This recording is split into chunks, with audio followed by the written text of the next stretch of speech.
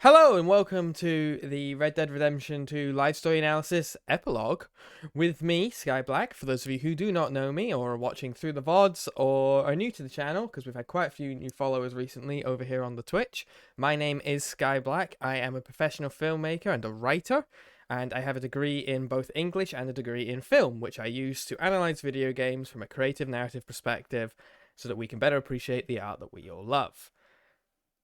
If you're coming in on as one of those new viewers, if you're lurking or you are watching on YouTube when this gets uploaded, thank you. Really appreciate you. Hope you enjoy the time, and I hope you enjoy all the stuff. And according to Southern Orchid, I make cool YouTube videos. And if you're joining me live, of course, know that I really appreciate it, and feel free to jump in with your thoughts about the game, about the story, about the narrative at any point, as long as you are not spoiling upcoming events. Such as Derek did here, who said, this is a small detail, but I noticed Arthur's death was similar to Thomas Downes, which was a sickness combined with a beating, except in this case, Arthur fought back.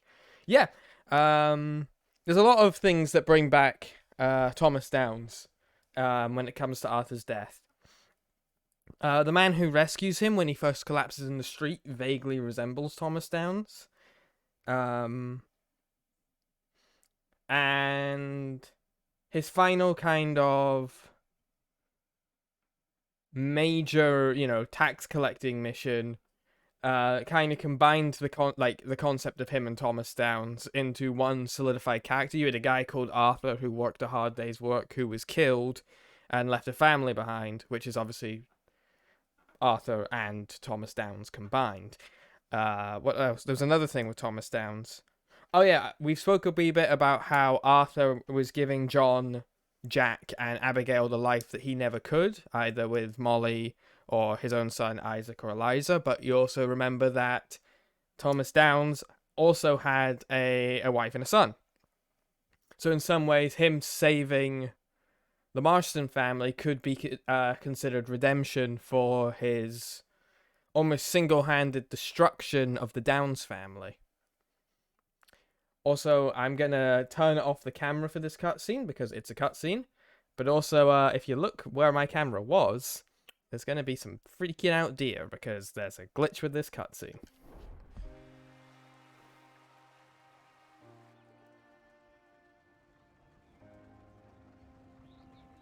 That was close. Too close. We brought that trouble on ourselves. By we, you mean me. It wasn't me who went and shot him. Seemed like he deserved shooting. I'm sure he did. But I've been thinking, ain't it about time you stop being the man making them decisions? I'm trying. Are you? I think so. We gotta find someplace to lay low. Keep quiet. Maybe Dutch was right. Maybe we should have just gone to Tahiti. Is that it with you? Tahiti or killing? Come on, John. Please, try. Try what? We gotta live somewhere for more than just a few weeks. Okay. Okay, so we have analysis straight off the bat. John, what we're seeing here from John is an inability to let go of the lessons that Dutch taught him, even inadvertently. Dutch, his life is still very much defined by Dutch's methodology and Dutch's way of thinking, which I imagine is very common with people who are indoctrinated into cults, which we have discussed in the past. The Van der Linde gang's structure and methodologies vaguely resembled. John's not used to thinking for himself. He's used to falling in line and having Dutch or Hosea or Arthur do the thinking for him, and he does the shooting. So from this interaction, we're already learning that maybe once John has been given that decision-making ability, he doesn't really know what to do with it, so he just falls back onto killing in cold blood, which is something that he was openly critical of Dutch for. See what we can find in Strawberry. What do you know about Strawberry? I know they like good, honest, hard-working men a whole lot more than angry killers. So make yourself good and honest. I am always honest. Maybe not always good, but I'm always honest. My whole life I've been surrounded by fools with moral codes. Here's the moral code. Look out for folks. Stop trying to act like some hero in a book. What do you know about heroes and books? My reading's getting pretty good. We'll read different books then. The books is Jack's. And, well, maybe he's doing most of the reading, but still. You're a bad influence on your mother, boy. What a way to see the country. Boy, Sorry, sir. What was that? I said you're a bad influence. Jack's growing up. With your books. Which books was that? You know, that dime novel, Boy Calloway and the Men from the Moon, or whatever it was. It's pretty when you take your time, ain't it? I'll do my best to find better reading material, Pa. That Boy what you Calloway. like then? Western tales? Boy, What's that, sir? do you enjoy tales of the Wild West? Man, it's a hayride.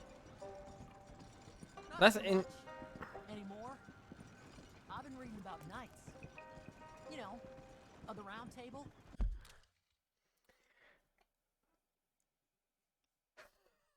That is so satisfying. That is so satisfying for me to hear. I don't know, like, long-term viewers, you might remember this. Way back in Chapter 3, I made the comparison of Arthurian legend and the Knights of the Round Table. Between that and the Vandalin gang. Because, like, you know, a lot of people forget, a lot of the Arthurian legends are actually tragedies. They're about the rise and then fall of Camelot. Just like how Red Dead Redemption storyline is a tragedy in all of its classic parts. It's about people being unable to take accountability for the choices of their actions. And it's also about people being unable to change. Change is another big factor that plays into this game, which I hopefully will get an opportunity to discuss a bit later. The king. What's his name? There's King Arthur, and there's Sir Lancelot, and the Lady Guinevere, and a whole lot of others. Those names. I kind of like them. You know what? So do I. So here we see an attempt from John to connect with his son. Which you can immediately tell from their first interaction is still strained because Jack isn't really listening to him. Like, he had to keep repeating himself.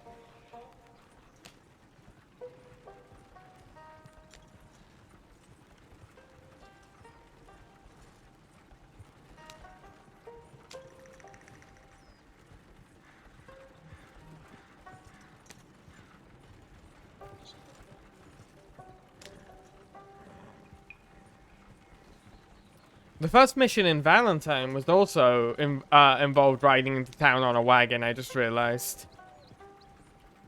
Bit of thematic full circleness.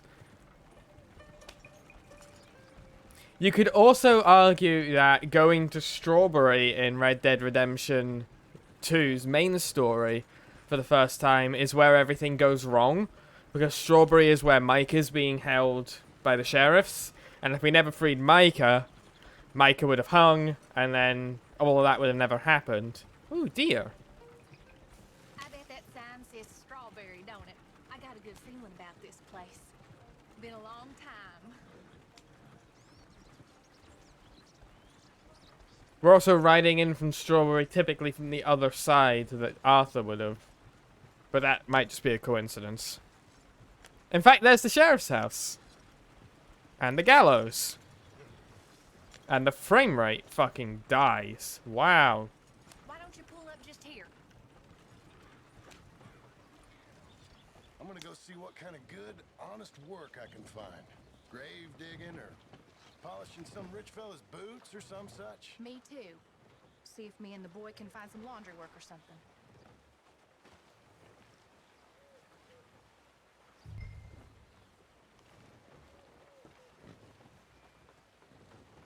There goes my family. Sir! What a waste of time. Let off that steam, alright? So here's the place where we freed Micah.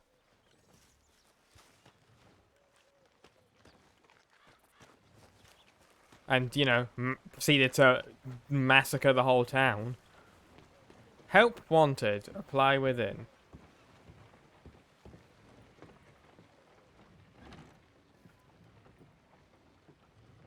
Help you, son?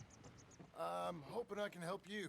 I saw the help wanted sign outside. Sure, but you're a bit old to be stacking groceries and running errands, ain't you, son? Well, I ain't too proud to do nothing. As long as it's honest and it pays. Time's hard, Mr.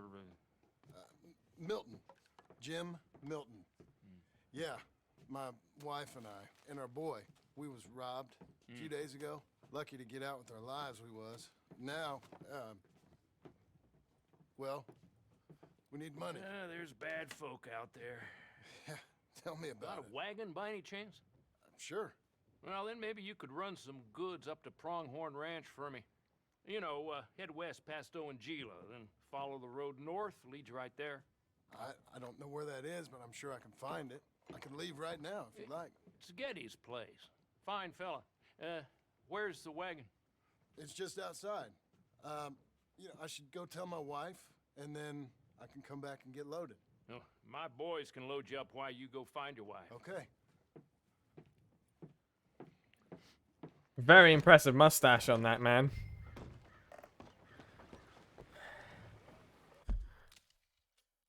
I wonder how Arthur ended up choosing, oh not Arthur, John ended up choosing the name Jim Milton. There's obviously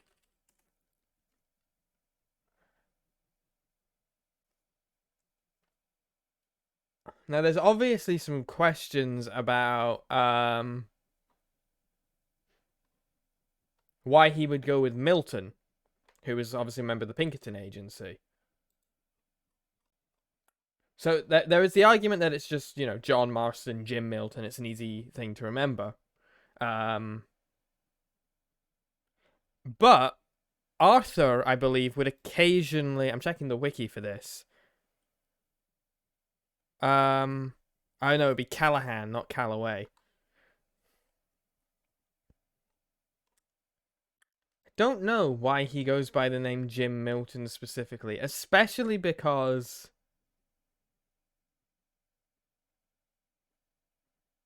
Yeah.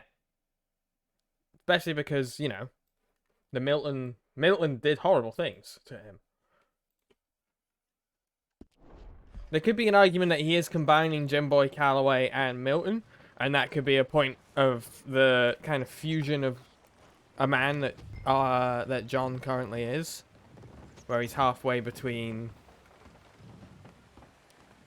the Wild West gunslinger and the more moral police officer.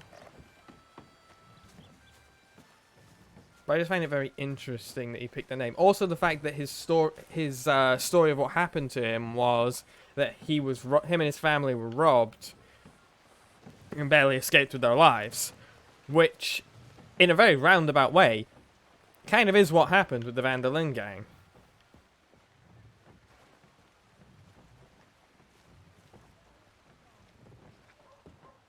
Also, he's done everything he can to not look like a cowboy. Hey, how you getting on? Well, found some work. Me too. Delivering goods out to some ranch. Cleaning a doctor's surgery. Fine living. It is, John. Oh, it is. This is the way to it. I'll take your word on that. What do you suggest now? I'll stay here and get on with the work. You deliver them goods and then collect me. Okay. And John, I love you. Don't you forget that. Not ever now. I won't.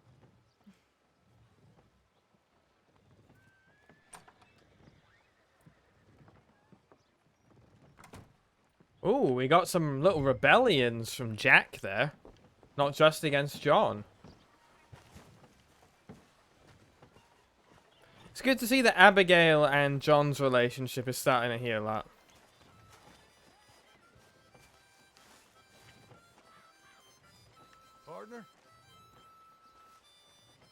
real fine.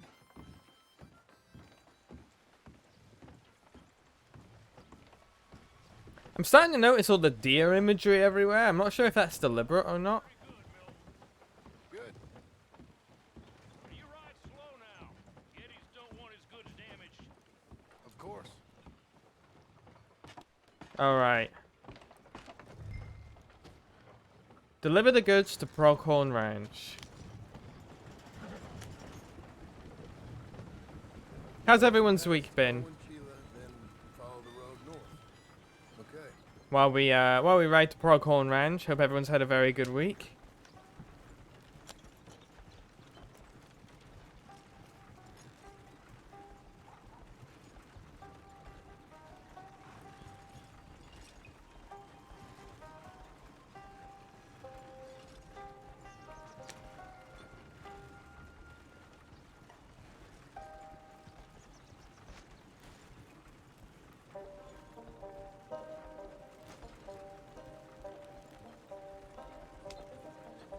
There we go.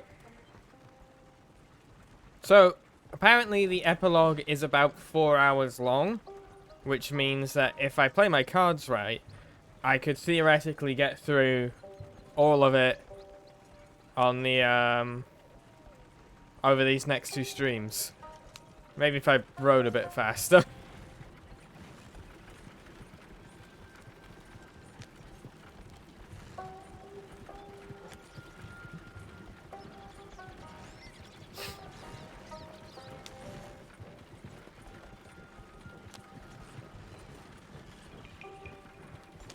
It definitely feels like Honorable Arthur was the canon choice. Having looked at the other endings myself, you can look them up on YouTube. It feels like Honorable Arthur is the most... Honorable Arthur, who stays and helps John escape, is the most accurate character.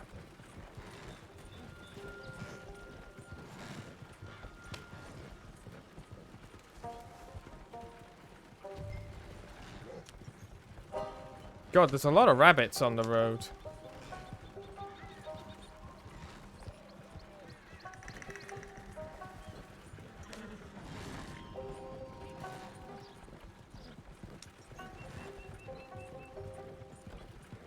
I'm very aware of how often we ended up hitting... Oh, hit a rock. Of how often we ended up hitting rabbits as Arthur, gallivanting around everywhere, so I'm trying to be a bit more cautious of our little furred friends. Now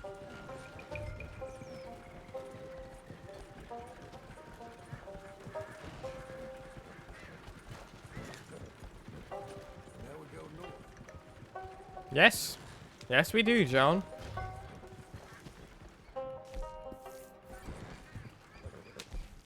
Okay, so even though he has the bag right now, John doesn't have access to Arthur's diary.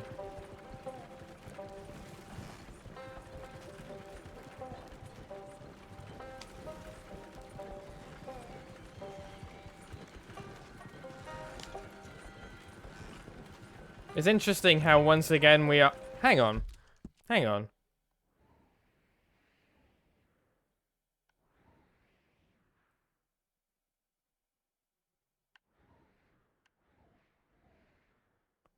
Okay, so we came down this route originally to get to Valentine.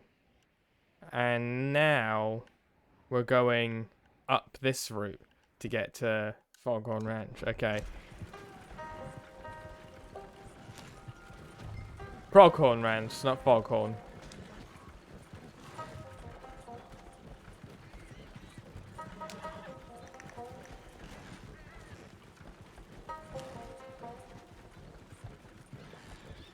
Oh, my ear finally fixed up today, which was great. Must be it. So I can hear properly again.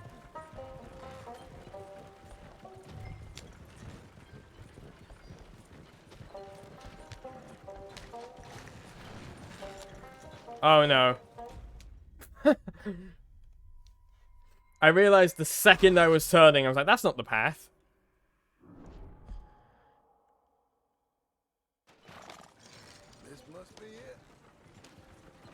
Interesting that the items have actual physics.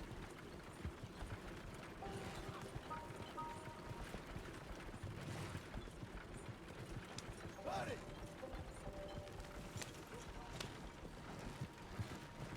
World's definitely got a lot more hostile.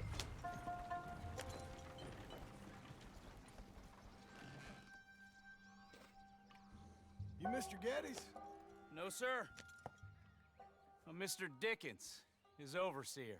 Jim Milton. I'm delivering some supplies from the store in Strawberry. Okay.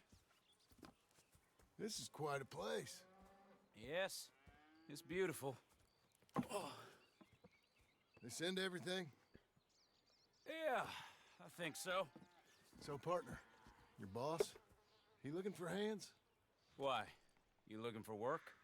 Yeah. My wife, we was in business with her family and turned sour. It's a long story. Yeah, I don't know. Married hands. It's a lot of trouble. I'm a good worker. My wife, Agatha, even our boy, Lancelot. We'll all work. Big man around, boy? Get the hell out of here. Now, that ain't very neighborly. And threatening us is neighborly? Hey, mind if I enjoy one of these apples? Put that down. Delicious. Oh, When's boss man gonna sell this place, boy? I don't think there's any plans for that. You boys want a drink? It's some fine Scotch whiskey. Put that down. Put that down. These supplies for the season. Get off the farm. Come on. We know when we're not wanted. Get down from there. Bye, bud. Come back here!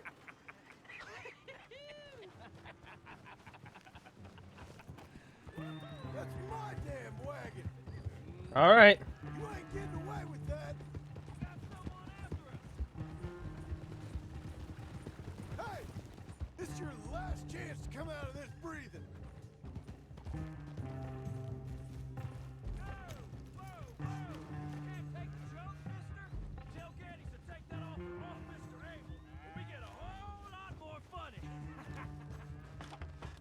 Huh. Okay, we didn't resort to the violence I thought we were going to.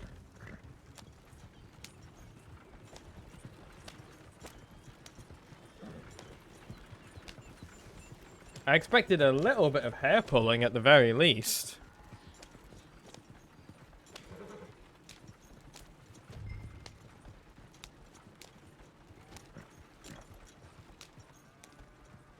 Well, we got everything but your bottle of whiskey and an apple. Thank you. Milton, isn't it?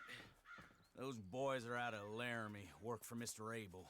Thank you. Don't mention it. Listen, I ain't looking for no charity or nothing, but I was serious. You got work? We'll work. I can do anything. We got robbed ourselves a few days back. We ain't got married hands here. You're married. Work harder than any one of them. I'm real honest, and my wife, even though she's got fancy thoughts, she'll work. Seem kind of desperate. What trouble you in? No trouble, sir. Aside from her brother, he tricked us and robbed her of her inheritance. We're good people. We'll work. Even Lancelot. What does Mr. Geddes need with a boy? Just another mouth to feed. Just, please give us a chance. I can handle myself okay, you know that already. Yeah, makes me wonder just who would have robbed you. But we'll give you a chance. I'll let Mr. Geddes know when him and his wife return tomorrow. Thank you, Mr. Dickens. I'll go get my wife. Nah, no, you stay here. It's getting late. We'll go get her in Strawberry. We'll bring her here tomorrow. We need you around in case any more of them Laramie boys turns up. There's a little cabin out yonder past the ranch house. Things work out, y'all can stay there. Thank you. You'll not regret this. Yep. Go get yourself settled. We'll have work for you tomorrow when Mr. Geddes returns. Okay. So, I reckon the reason why he's having one of his men go and get Abigail, or sorry, Agatha and Lancelot, rather than Abigail and Jack, is kind of to check if the story fits out. Because this does seem to be getting... Also, I'm trying to open my fucking water bottle. Like, Jim's story does seem to just kind of escalate every time it gets rejected, which isn't a great way to convince people of stuff. Fucking hate this water bottle. Water bottle.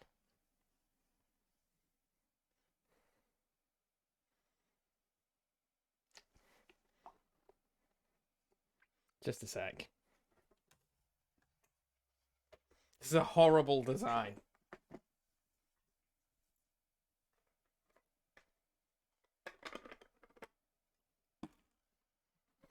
Got into it. Had to stand up and put all my strength into it, but...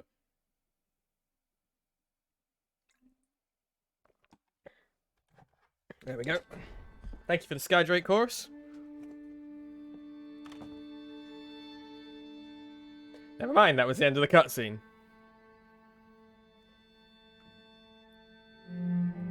Epilogue, Part 1, Pronghorn Ranch.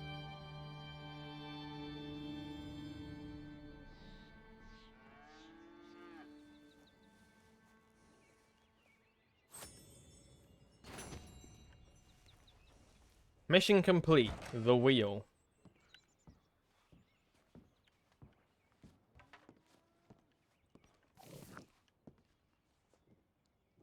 So, John is a bit off model, because apparently they just put his model over Arthur's player character.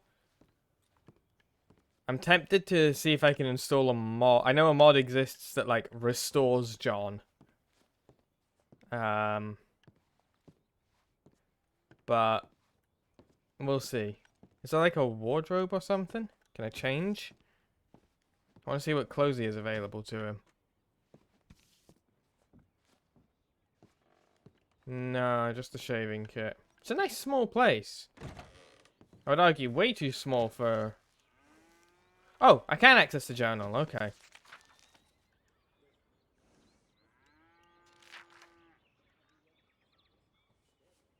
Being back in this country made me dig up Arthur's old journal again. Odd few years, wandering. Now back here, this country that we ran to when things went crazy all those years ago. My mind is full of ghosts. Been a tough few years. Jack don't like me and Abigail can't stand me. Or it's in the reverse. Wonder if there's anything in these treasure maps. Oh yeah, because Arthur did have a lot of treasure maps.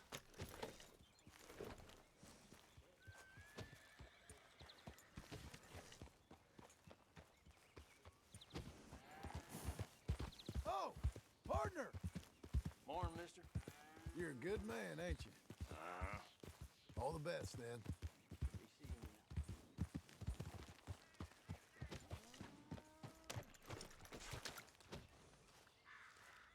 Rachel.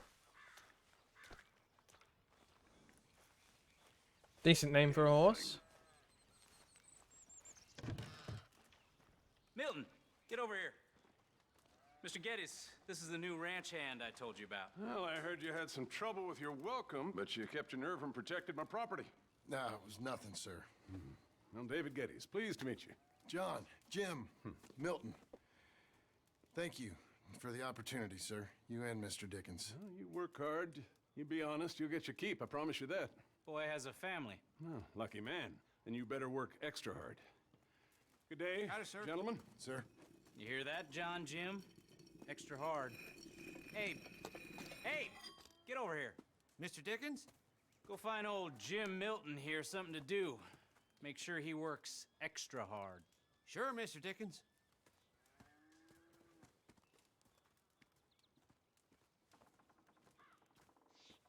Mr. Dickens just realizing he's given himself more work. I was on my chores anyhow. Say, is that your family getting in the wagon up there? Ah, believe it is. Mind if we go welcome them? Not at all.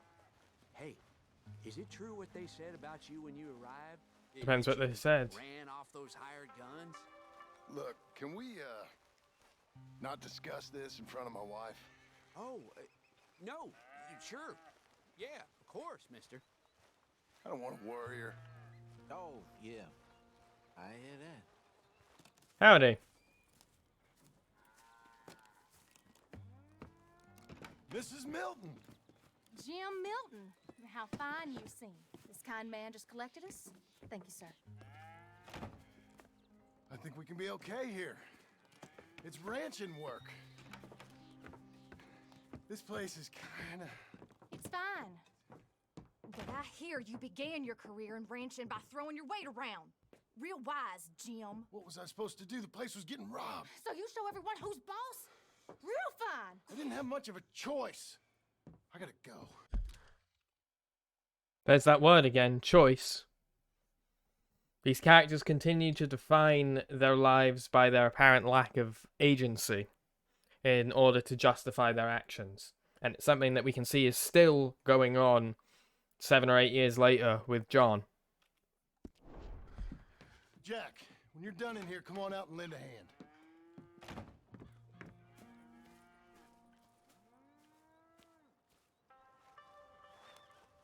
I was going to milk the cows. Come on, I'll do it. You are gonna milk the cows? Sure. Why not? Oh, I don't know. I thought you was, I'm a ranch hand. A new one, at that. When you got here, them hired guns? I was just getting my wagon back. That's all. Weren't nothing. Oh, it weren't nothing. It was about time someone stood up to them fellers. No. Where are you from, anyway, partner? Out west. Well, you know, up north, mostly. Been in these parts before, but that was years ago. Oh, it's changed. The rich fellas are coming in and buying everything, the ranches. But, well, it ain't as wild as it once were, at least. There is that. Say, if it ain't too personal a question, are you a gunslinger, mister? Good Lord, no. Nothing like that. Now, just a ranch. Abe's clocked him immediately. Ranch hand. They've all clocked him. Failed at a bunch of things, like most men. Well, I feel a whole heap better having a ranch hand like you around. That is for sure. Let's see how you feel once you see me work. Yeah, they've all clocked that John is lying to them. Here's the cows. But they probably see the fact that he could be a good asset to defend. That's a bull. Yeah, we used to have a bunch of women here did most of the milking. Yeah, but most of them drifted off. Okay. You fine with milking? You know, I ain't really done much of it. Could never really get the hang of it. You serious, mister? Sure. It's Jim. Jim Milton. Hey, just sit down, I'll show you how. Approach her calm now. She don't take too kindly to surprises. I mean, to be fair, I would also not take too kindly to a strange man grabbing my tits. Alright, let's milk this fucking cow. You got the hang of it. Almost got a pail full. Yeah! The legendary life of a gunslinger. Hey, Pa. Is that your boy? Sure. Abe, Lancelot. Well, hey, Lancelot. Hey. We're gonna make a dairy maid of your pa yet. I never thought I'd see the day. Watch and learn, partner. There was someone in history who looked at a cow and went, I'm gonna drink what comes out of that. We all gotta earn our keep. Come on. How about you and the boy help me clean out the stable? That was a brave person. Sure. Come on, son.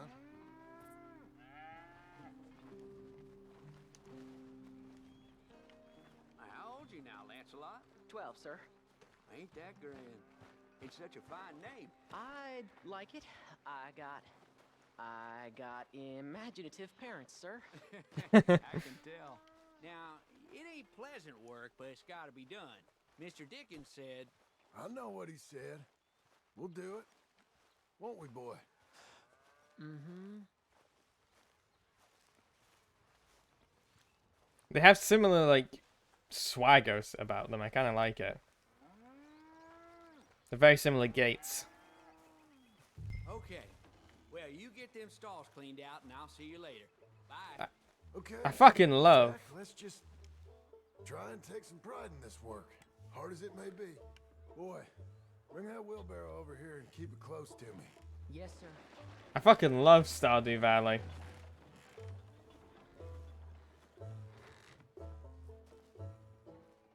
You're a long way from Angelo Bronte's mansion now. Sorry, sir. Nothing. I wonder if Jack remembers that. Coming. It's clearly still something that John thinks about. Look at this horse shit. Oh, it splashes. It splashes, Jack. It splashes.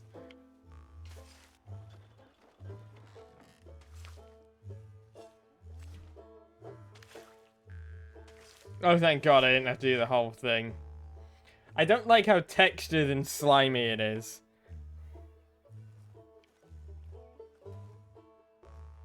From gunslinging to shit shoveling. Great.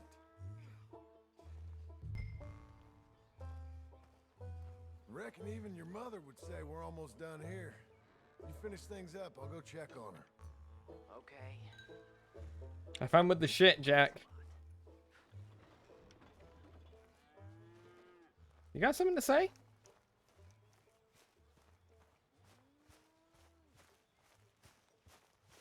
I'll come join you and Ma soon.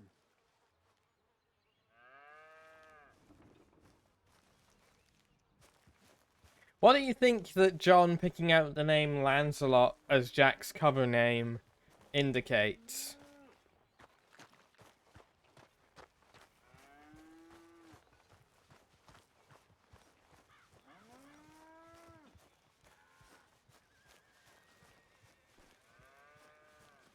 If we look at Lancelot, he was I believe the last member of the Knights of the Round Table.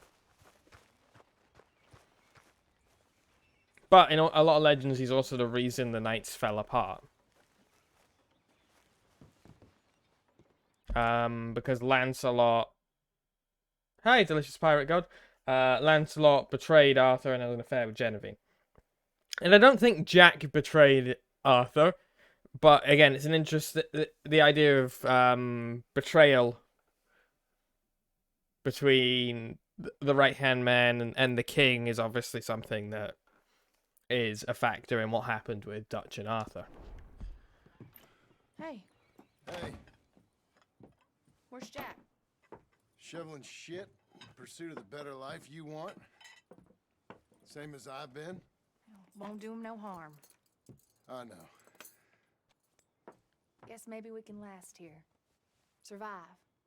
Do a little better than survive for once. I'm tired of fleeing, John. So, well, you know. Me too.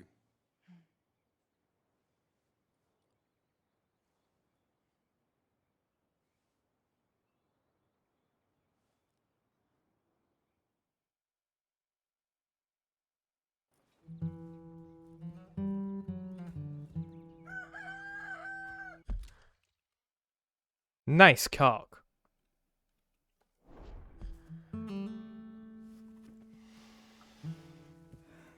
I'll put some coffee on.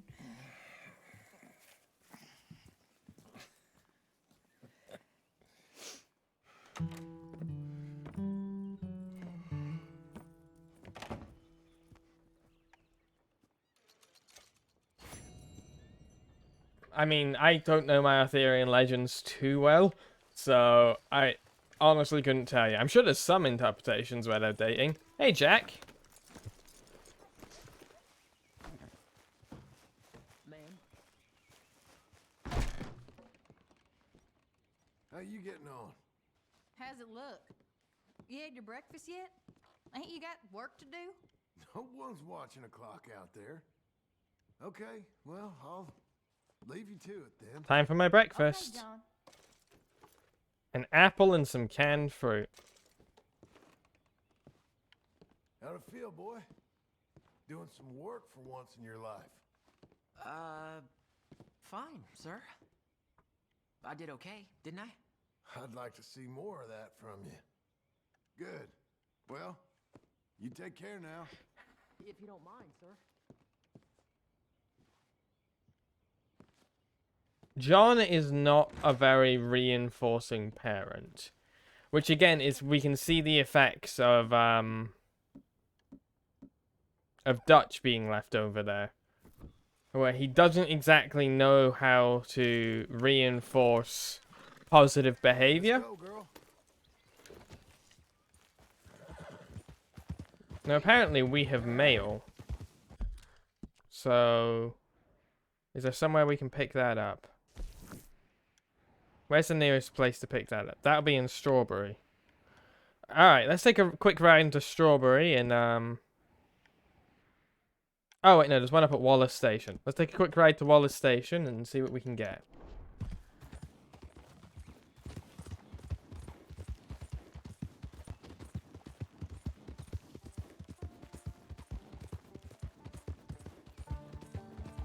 I do actually quite like Ranch Hand Simulator so far. Like, I know all I've done is milk a cow and shovel some shit, but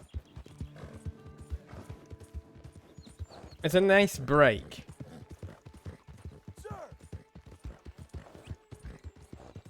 I don't know why John screams so aggressively at everyone he rides past.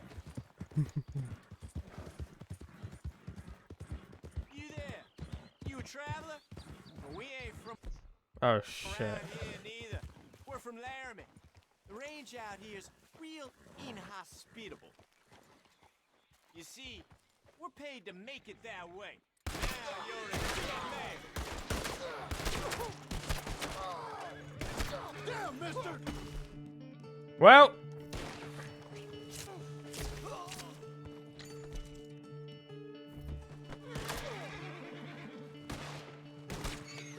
where is his gun?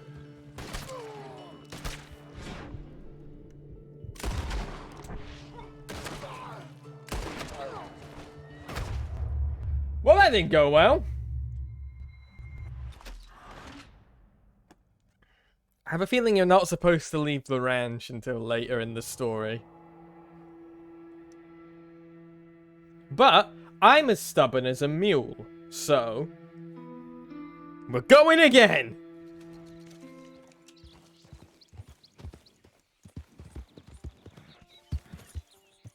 Next time we'll just lasso them.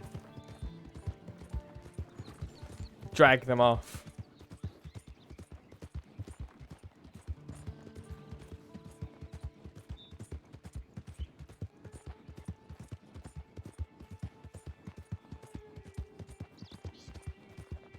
Do the old Wonder Woman plot. I want to see Linda Carter return as Wonder Woman, or have her return in this new DC universe they're slightly making. Have her return as Hippolyta.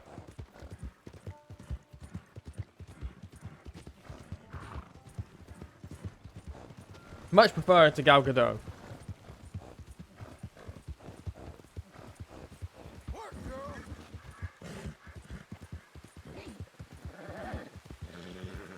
It's raining.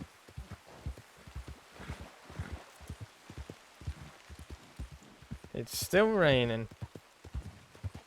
Do you know who I feel sorry for? The people working on the Flash movie. They're having... I have this from a direct source, because I know people who worked on Batgirl. They're having a fucking awful time right now.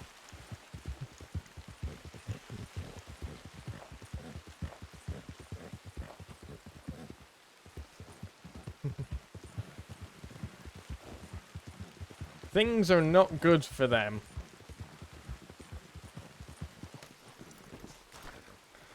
Well, it's not just working with Ezra Miller anymore, but it's the fact that Ezra Miller has done so many things that, like, Hello, man.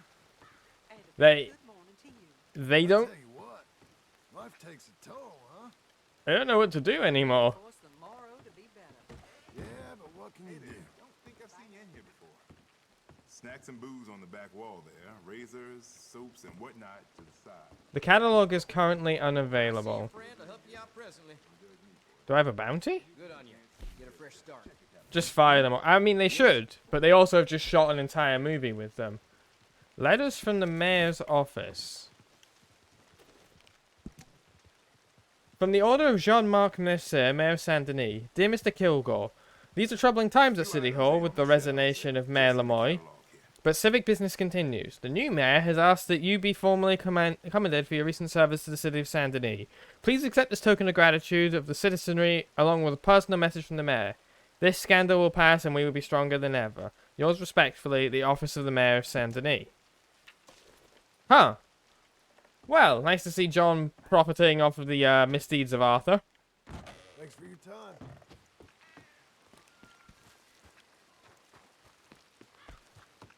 Come on, then.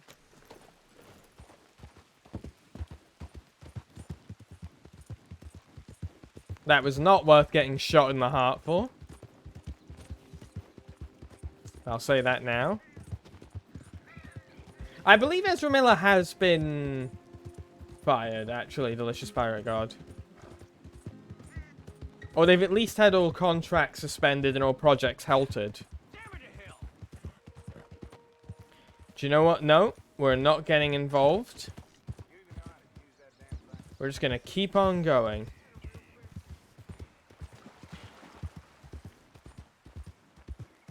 That's a horse.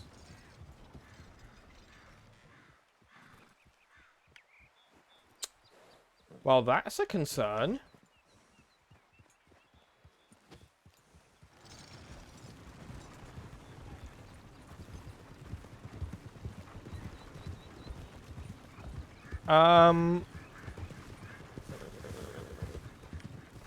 Ghost carriage? It's still moving like it's got a player on it. Oh, not a player, an NPC on it.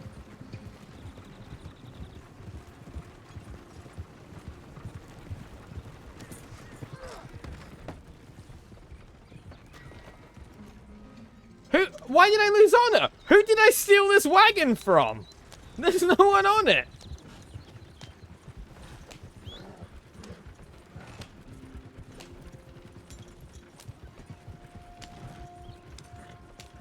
Oh boy.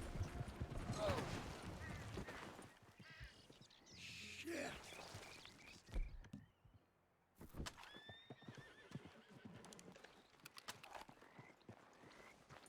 All right, girl.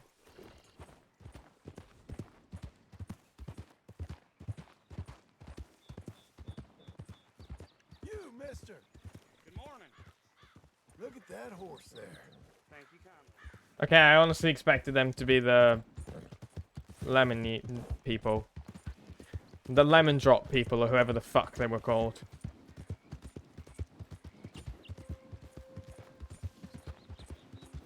The mirror? I don't know. We'll encounter them again, I'm sure.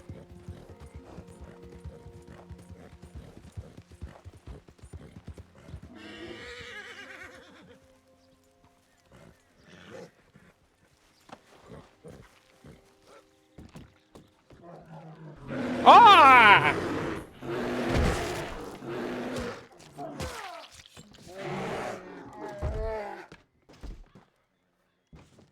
That was a fucking bear.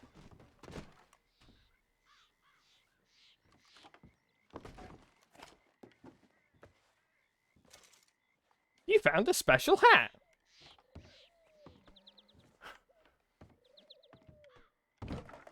I got attacked by a fucking grizzly bear. That was awful.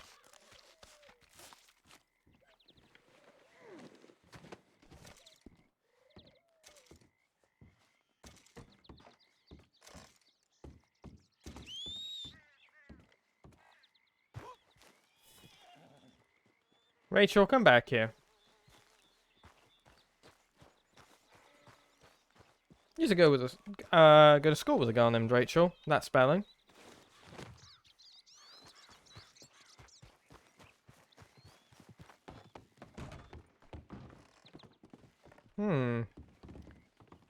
Well, We got a silver pocket watch. Because I doubt anyone who lived here is going to want anything of their stuff back. We'll just say the bear took it. It's like a reverse Goldilocks story.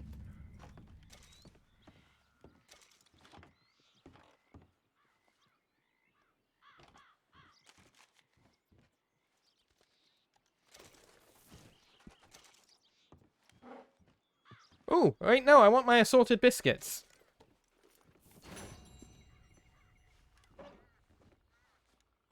Dear Annabella poem. You want punishment.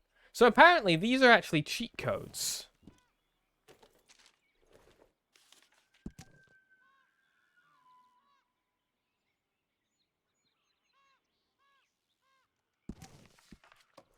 Oh, okay, so this is like some guy who... Oh.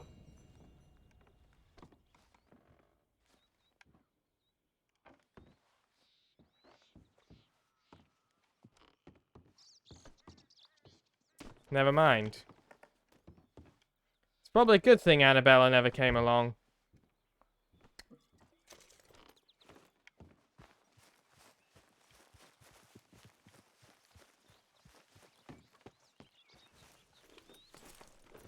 Yeah, it's some guy who tried to make a whole life for him and this girl that he had a crush on and got eaten by a fucking bear.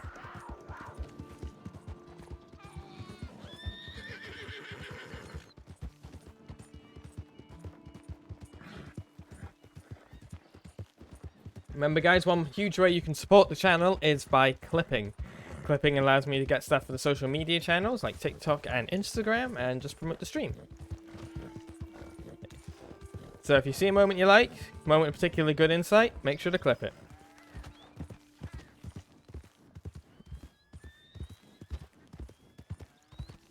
Alright, let's go and do this for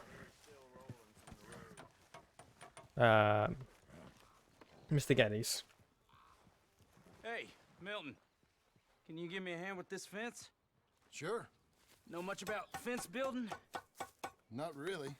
Can't build a fence, can't milk a cow, ain't used to shoveling shits, but took on a gang of robbers single-handed.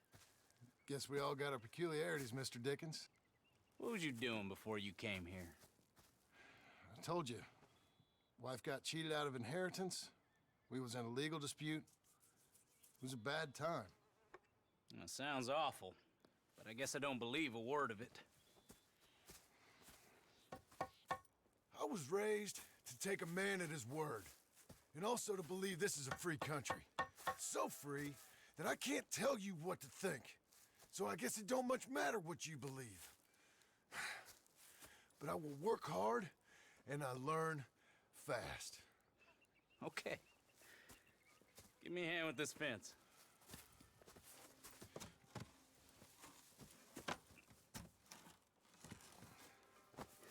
I mean, that was the way John was raised. That's not inaccurate of a statement. There's plenty more to do. Pound it in there. We don't want it coming down. Time to get pounding, lads. Okay. And ladettes. Again. And all who lie out with in between. John, you're holding the hammer horribly. Notch and place it in.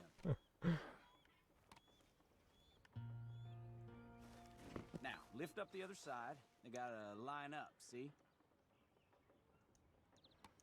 You should never start with the top one.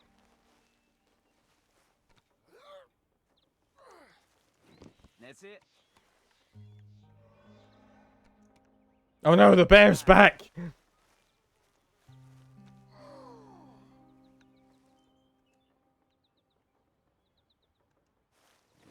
Good. There we go. That is the most flimsy looking fence I've ever Next seen. post and pound that in.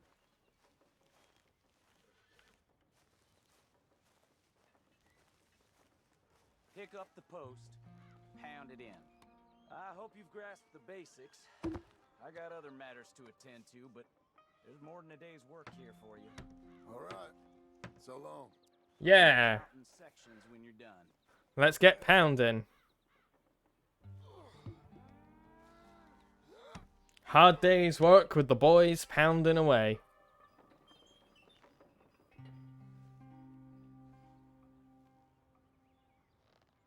Also, guys, just to let you know, we are... I just realized it's not on. Fuck. Shit. We are supporting Planned Parenthood. Got to put that on. I'm so sorry. For the entire month of July. In response to the things going on with Roe v. Wade. So, if you got a couple coins, throw them at Planned Parenthood, and yeah. And if you can't do that, you know, do what you can to support your local abortion funds or people who are in need of them. Oh, that's not good. Quick as you can. Sorry, I needed to eat my can of baked beans. Get over here. Coming. Come on, give us a hand. Know much about bulls, Milton? Just the basics. Don't make 'em mad. Angus Geddes, this is Jim Milton. Mr. Milton, Angus No is your need for boss's that. son. nice to meet you. Let's try and move this great hunk of chuck. I thought he was going to say great hunk of chunk. Hello, Aurora. Ah! Hope you're doing well. Shit! I'll get him. Get a rope on, Shoot. Shoot. Oh, no. Oh.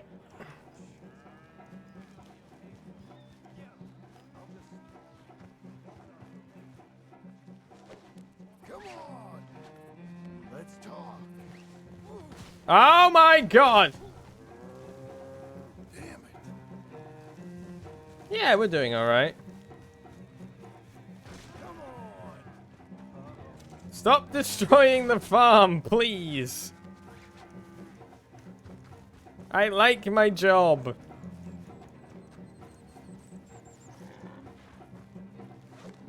No. No. Not again! God damn it.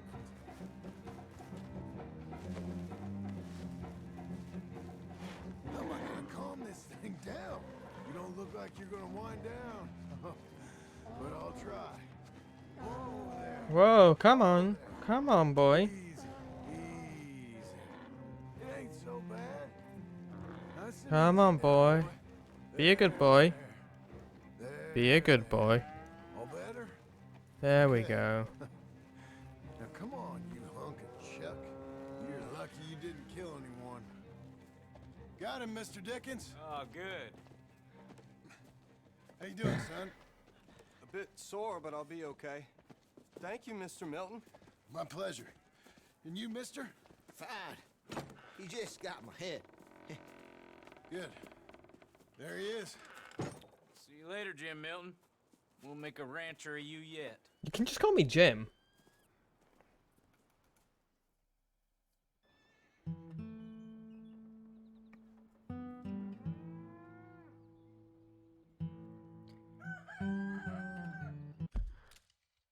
Nice cock.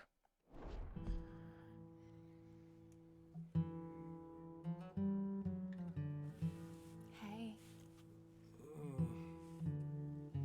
I'll get the coffee on. Thank you. I'm headed to work today myself, Jack. Huh? So you stay out of trouble. Where are you working? I told you. I'm cleaning at the doctor's office. Bye. Bye. Get the place tidy. Okay, Pa. I'll see you later.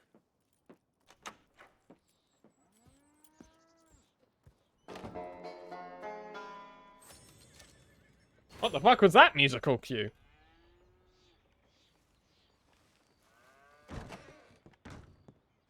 You gonna make yourself useful around here?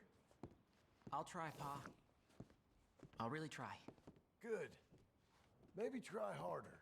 Just give the guy a fucking compliment, John. Don't mind me. Okay, then. Jesus, you are insufferable, Mr. Marston.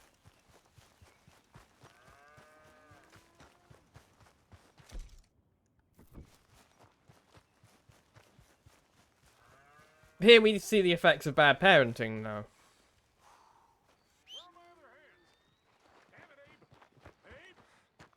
I'm here. I said, Abe, Yes, sir. where are the other hands? I thought I said I don't rightly know, Mr. Getty, sir. Well, what good is that to me? We got 3 horses lost, possibly more, a mare about to foal, Sir. and no hands to help with any of it. I'm supposed to be heading into town. This place is chaos. Hey, Pa! Can I get some help? Pa! Milton, you good with horses? I'm okay. I'll do whatever needs doing, sir. Good man. Can you help my boy, my youngest Duncan? He will insist on riding Jeremiah, a horse that is far too strong for him. And my wife will need help with this mare. Abe? Sir? You and Dickens better not make any more mistakes like you did today, you hear? No, sir. Thank you. Both of you. Fatherhood for beginners. Come on, he's over here. I'm good. You get on. Go find them horses. No. I'll show you. Since you showed up, runaway horse has been to some of our problems. And I am thankful for that. I ain't done too much. I ain't much of a rancher. Oh, heck. Hey, maybe them Laramie boys weren't so tough after all, huh? Maybe I could have handled them. Of course you could. They're just loudmouths. Yeah. So, is that what the boss is doing in town? Some business with them boys or something? Oh, when Mr. Geddes goes into town, well, it ain't exactly for, business. Oh.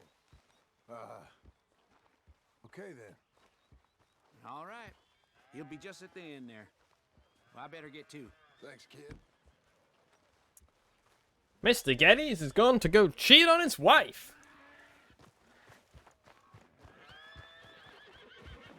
Easy. You Duncan? I'm Jim. Jim Milton. Hey. Whoa, none of that. Need a hand with that horse? No. Relax. Whoa. You sure about that? Okay, yes, Hey, yes I do. now. Pretty big one. That's Jeremiah. Hey. Okay, Jeremiah. There, boy. You done? Come on. Come on. Easy, boy. Oh, someone put some onions on their oats, didn't they, boy? I love that saying. He likes you. Ain't sure he likes any of us, but I'll make him respect me and behave. Can't you teach me how to make him behave same way as he does for you? I'm supposed to go help your mother. She's got a horse in foal. That'll take hours. Come on, Training a boy. horse can take hours. Just give me a quick lesson, sir. Please. Okay.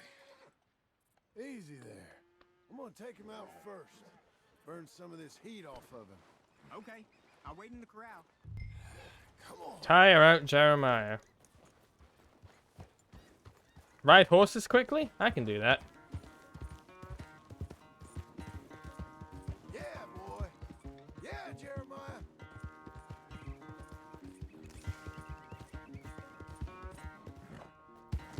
Man, that fence I put up is really good. Let it all out of you.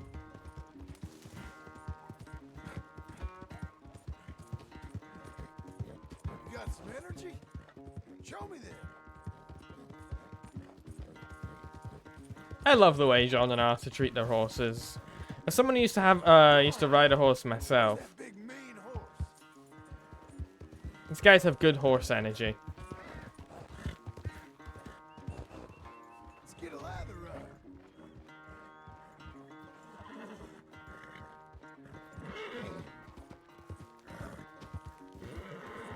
Everything you got. My horse was a very large black horse called Riley. For those of you who are curious. I've had a lot of pets in my time. Or just animals associated with me. Okay. That was fun, wasn't it? You can behave now, can't you?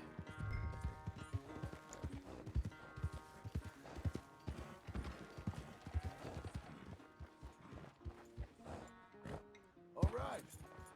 He's ready for you. Okay. Get on up there and go nice and slow. Not as big as this one. Not as big as Jeremiah here. Stay calm.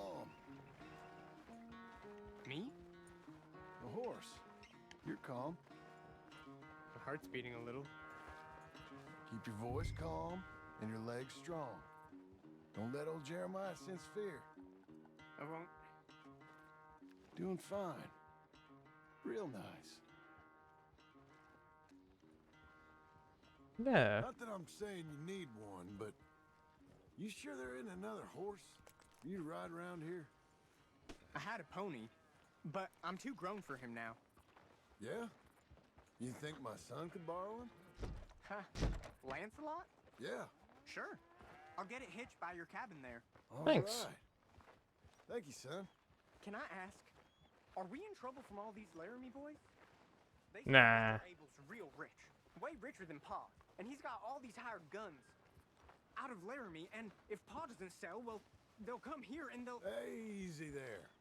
You don't have to worry about all that. You just worry about Jeremiah there. Yeah, but... Just worry about the horse. Yeah? Yes, sir. I think you two might be ready to go out without a chaperone. Oh, I'm not sure about that. You're good. Nice and easy now. Both of you.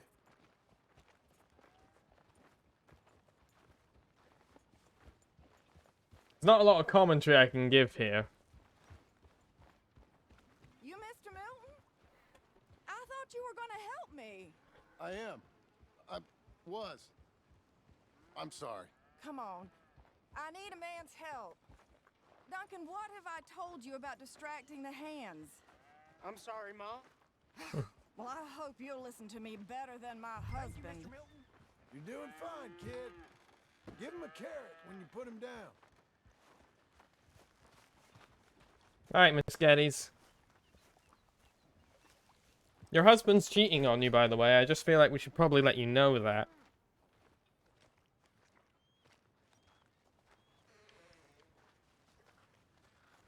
So, you know much about birthing a foal, Milton? Not too much. I know we probably can't show it on stream. Does my husband find men like you? Still, we all know where he goes in town, and it ain't hunting for hands. It's not too hard. You just stick a hand in there and get a feeling for where the legs are. Go on. Whatever you say, ma'am.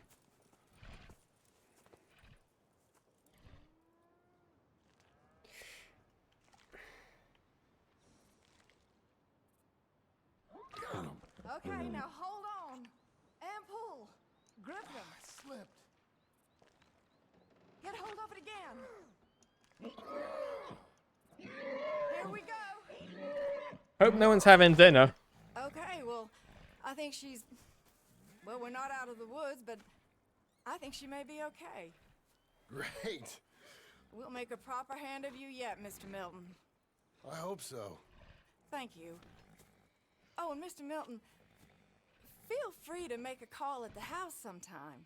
Perhaps even now. A drink to toast our new arrival. I'd like that, but my wife is expecting me back. Oh, you're married? So that's the arrangement. She sleeps with the farmhands, and he goes into town. If it works for them, then who am I to judge?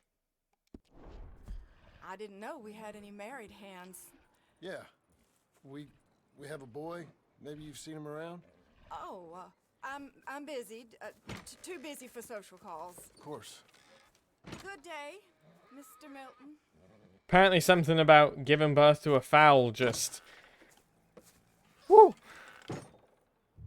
Heats that woman up. Oh, we can't watch the horrors of childbirth?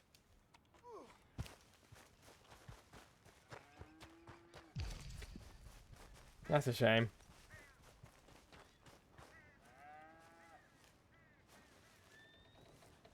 I know what I said. Hey, John. Jim. Sorry. So, this is what you wanted. Fake names, which, by the way, Dickens sees clean through. John. Us on the run. John, this is our chance to make something new. Come on. Please. For me. For him. How's he been? Not deaf. Been kind of withdrawn. Quiet. You know. Sure. Take him out, please.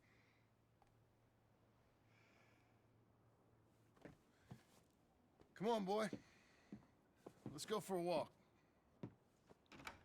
Come on.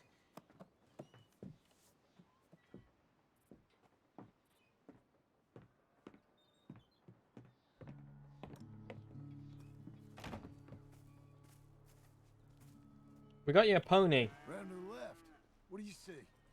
The pony? Get on him. We're taking a ride. Duncan, Mr. Getty's boy lent it to you. Let's go.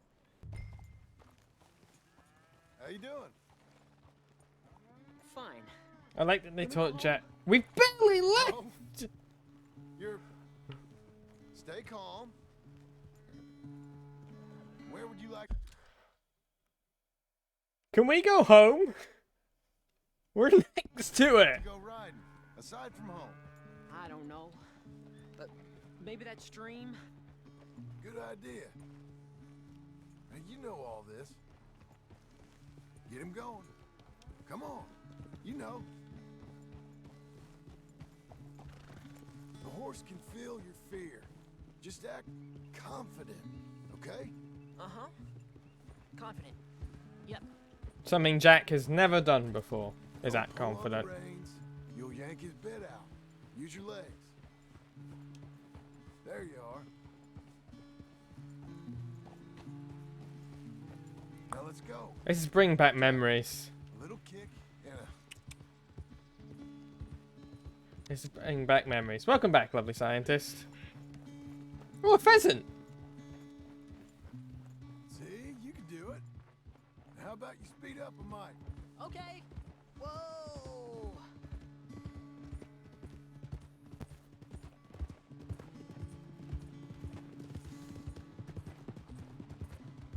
Even faster, come on. Faster?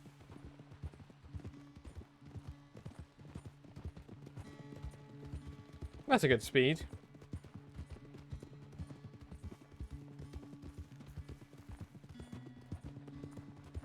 There we go. Just a boy and his son going for a ride.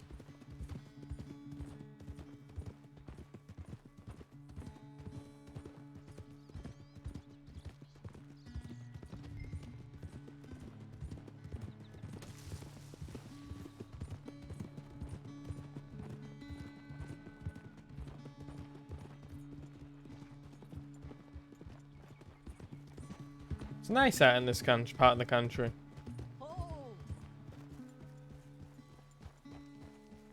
You see, he knows what he's doing.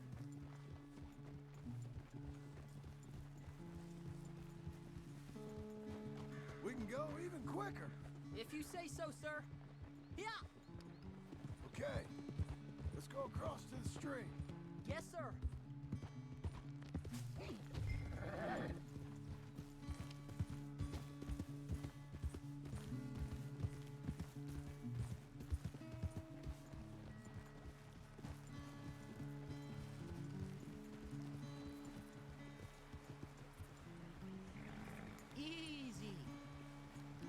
You know, Arthur took Jack to a stream like this long time ago. What the fuck? Is that horse okay? Here we are. Yep. Once you get back, you think you're ready for a little race? I guess. All right. We go back to the path and up to the ranch. Okay. On my go. Go! He just called me an idiot. I'm right behind you. I'm winning! Jack's a brave little bastard. Before a fall. A big fall. So we're gonna let our son win this race, right? Hey, come back here. You'll have to catch me. You know how old my horse is. Weird taunt.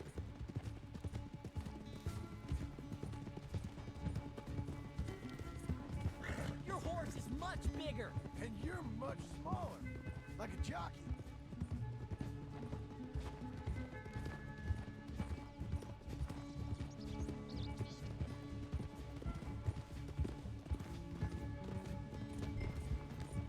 Yeah, we're gonna let Jack win. Are you still back there? Do what any good father should do. Keep it competitive enough that he feels like he's got a chance, but let him win to raise his confidence. Oh no, Jack won. He's such a better rider than we are. And look, he's smiling. I beat you. I beat you. Well ridden, son. I beat you. Like I said, your riding has gotten so much better. Thanks. Hey, keep practicing your riding. You too. You need it.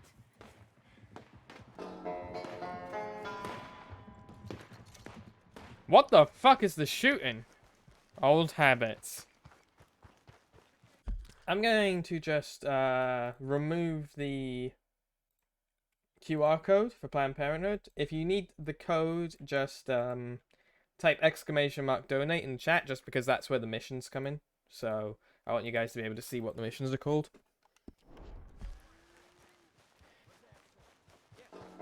This mission's called Old Habits. He don't like trespassers. That's what I said. Dead bot. Whoa! You want to watch your mouth, boy. You will be the first one we kill. Leave him alone. Oh, careful, boys. Careful. Yeah. Look at this tough guy. Get out of here. Oh, fancy pants Getty's paying you to be tough for him, huh? No, he's paying me to keep the place clean.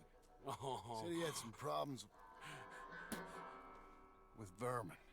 Oh, listen to this. Real funny. Oh, come on, get him. Kick his head in, boss! How did I lose my hat from that one? Getty spends on women, saves on hands. Bonk. Oh, he's licking you, boss! Ooh. You couldn't clean my boots. Your boots are gonna need cleaned. My crash talk isn't great.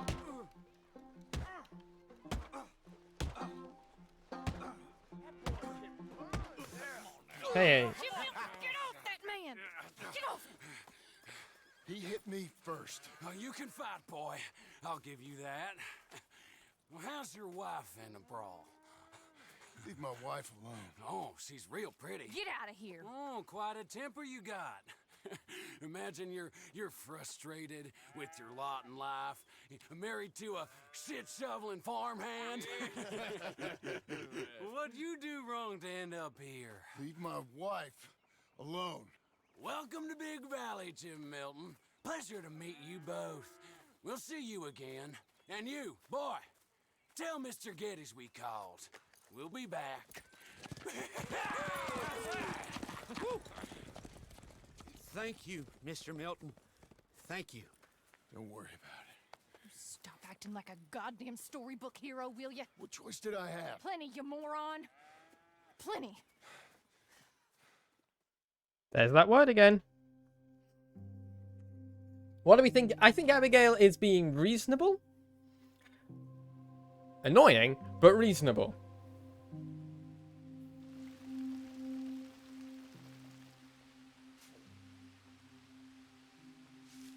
But I also think John... John, I guess the trick is to decide by who. Ooh.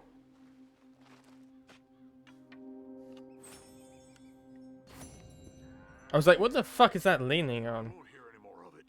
You won't hear any of it. Not in front of the men. You toad. All right, smile, smile. Do not embarrass me.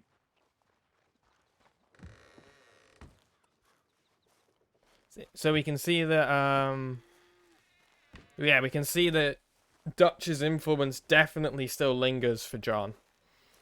Yeah, both John and Abigail have valid points here. That's the problem with these kind of arguments. Mr. Geddes? Hey, I heard we had another incident with the Laramie boys. Yeah, there was an incident. Well, I mean to scare me.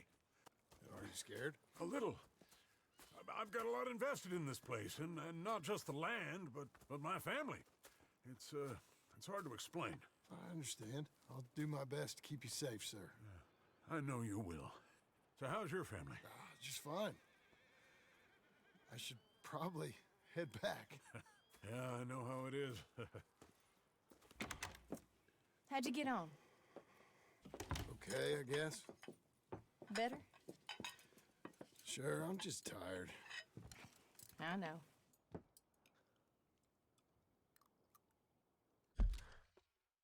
That was a very weird cut.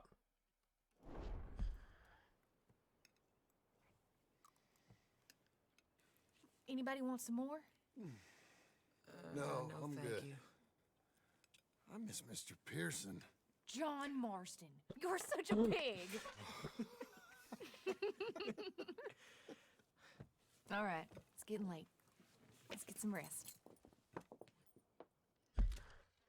Couple technical issues there I noticed. One, that was a really weird cut to Abigail. It's like they had more... like, in a movie, you would be asking why they didn't have more footage, like a close-up of John. But also, the transition from day to night, really badly done there. It went from bright morning to night. And it's not like the devs didn't have the ability to either have the day fade more naturally or have the mission start at night, or at least later in the day, because that mission was right by where you spawned, so naturally most players are going to go to it first. Kind of just... that was a bit sloppy. Good night, Jack. Good night, Mama. Good night, Jack. Good night, Pa.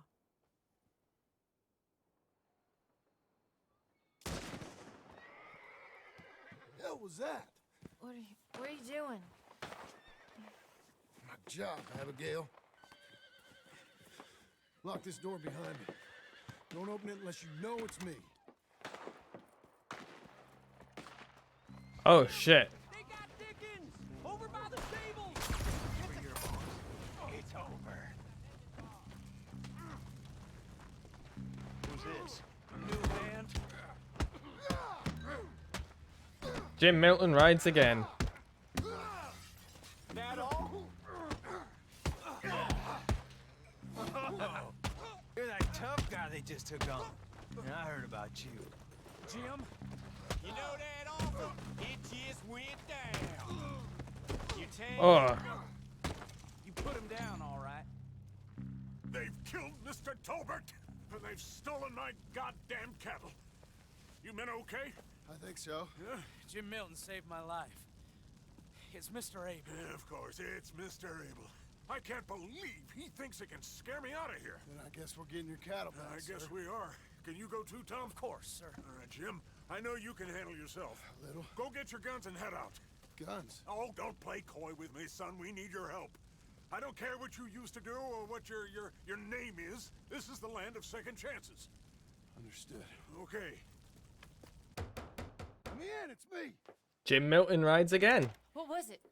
Mr. Getty's cattle was taken. I'm sorry to hear that. What are you doing in that thing? Mr. Getty's been real good to us. What are you doing? My job, Abigail. My goddamn job. That's not how that gun reloads. He's wearing Arthur's hat. This is gonna be the last we hear out. John's Cattleman revolver. Schofield rifle. Is that Arthur's revolver?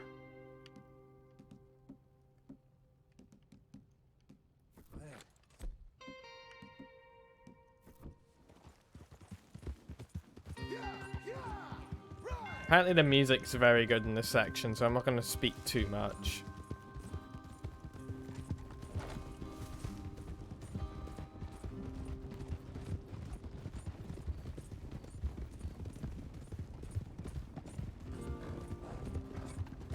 Off your horses here. We'll be better on foot. Okay, if you say so. That's the place up ahead. There's our cows. Couple guards out front. Couple more around the side, I imagine. Let's get a closer look. Let's go. I love that he's wearing Arthur's hat. Yeah, there's plenty of guards. I'm gonna head straight in. Yep. Tom, you head up there and try and give us some cover. Abe, you're gonna try and flank the place and come in from the back. I'll give you a minute or two, then I'm heading in. Yes, sir. Okay.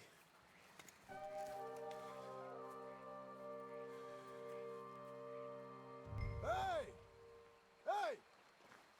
You boys been coming up to Pronghorn? I thought I'd come down here. You're all so tough. Come have a word with me. You here to cut a deal? You're too late, partner. I'm here for our cattle. And to teach some manners to all of you. You seen how many men we got? As many as money can buy. Now get out of here, Hasty, before you get a hole in your head. Just shoot him.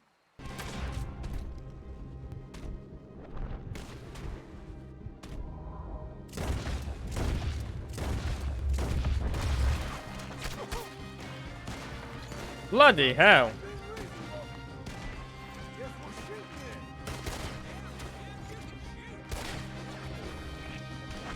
I ain't got time to look after you, kid.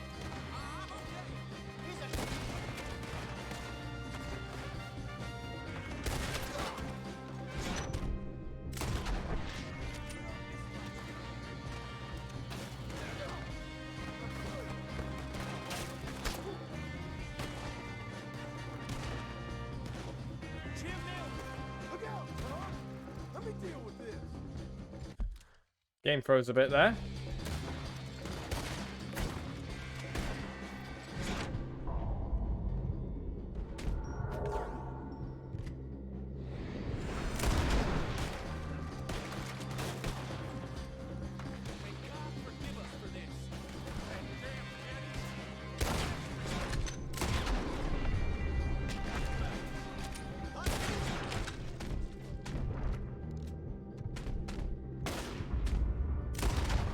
There we go, and we'll just...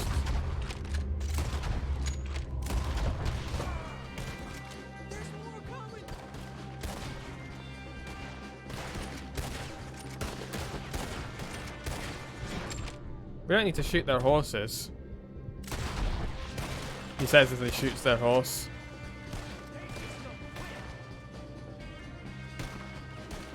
Did I just fucking misgender myself again?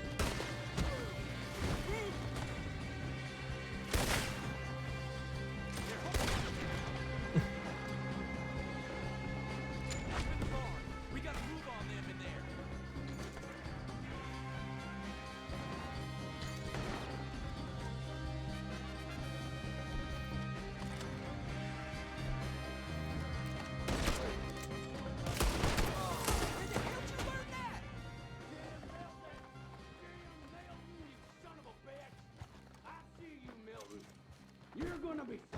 You ain't so talky now, are you? Oh shit. Backwoods, sacker, no good, trash.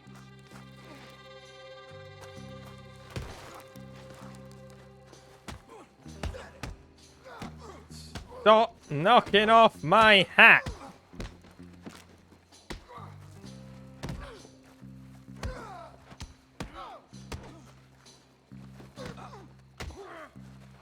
Oh, he's kicking the shit out of me.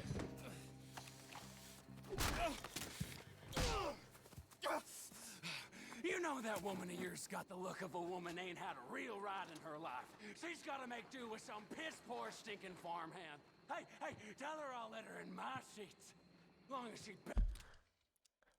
This is the cover for the first Red Dead Redemption, by the way. This is the position that John's in on the cover of Red Dead Redemption 1. Abe's first in seat dip. Get the stink of you off of her. Farmhand!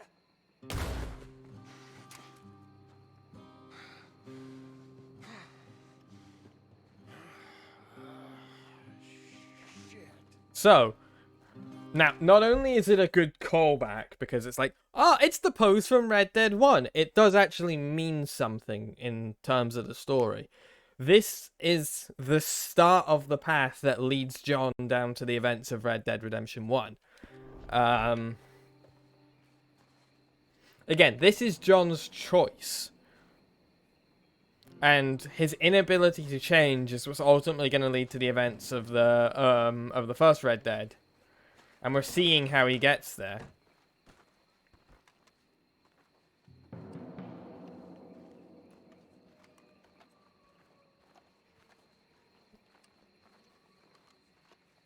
So by striking the pose to be evocative of the first Red Dead game, you have...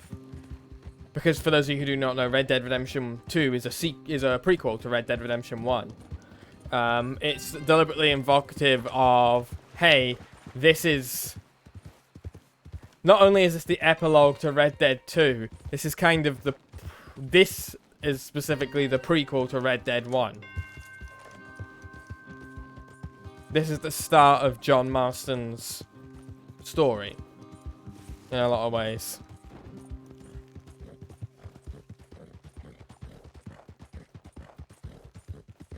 And that's how you can use a cheap bit, like, you know, oh, hey, he did the pose from the thing, to actually be evocative of a story thing, rather than just a bit for fan appeal.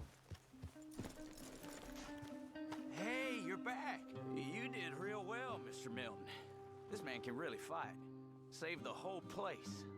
That weren't nothing. Well...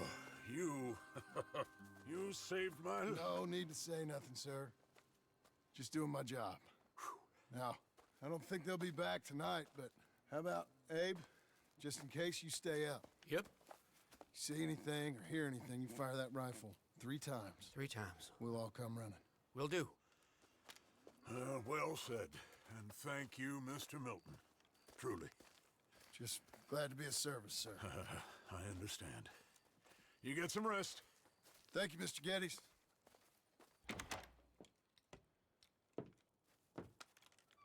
What?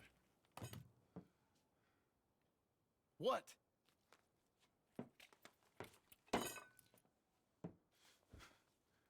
What choice did I have? Just answer me that. What was I supposed to do?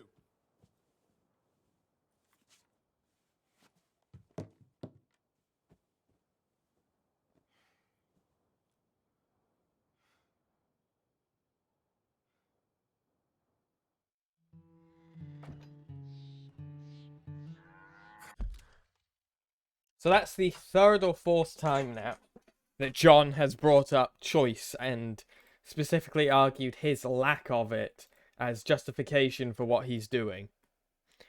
Again, Red Dead Redemption 2 is, by all accounts, is a tragedy. It's not a story with a happy ending.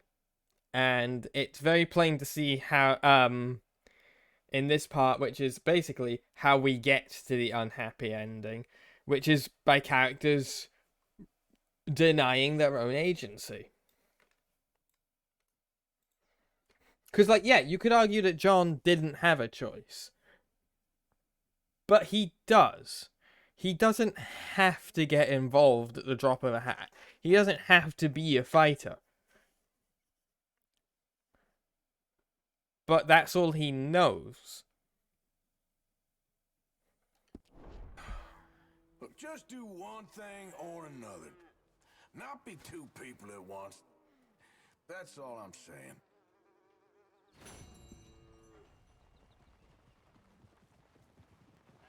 Hearing Arthur there was lovely. You make it palatable and interesting. Thank you, lovely scientist. Anytime a character in a fiction like this, which specifically focuses on change or choice, mentions that word, your ears should prick up. Because there's almost always something more behind it. Because ultimately, stories are a small slice of life, and in life, once you strip everything away, the physical, the immaterial. You have nothing but your choices to define you.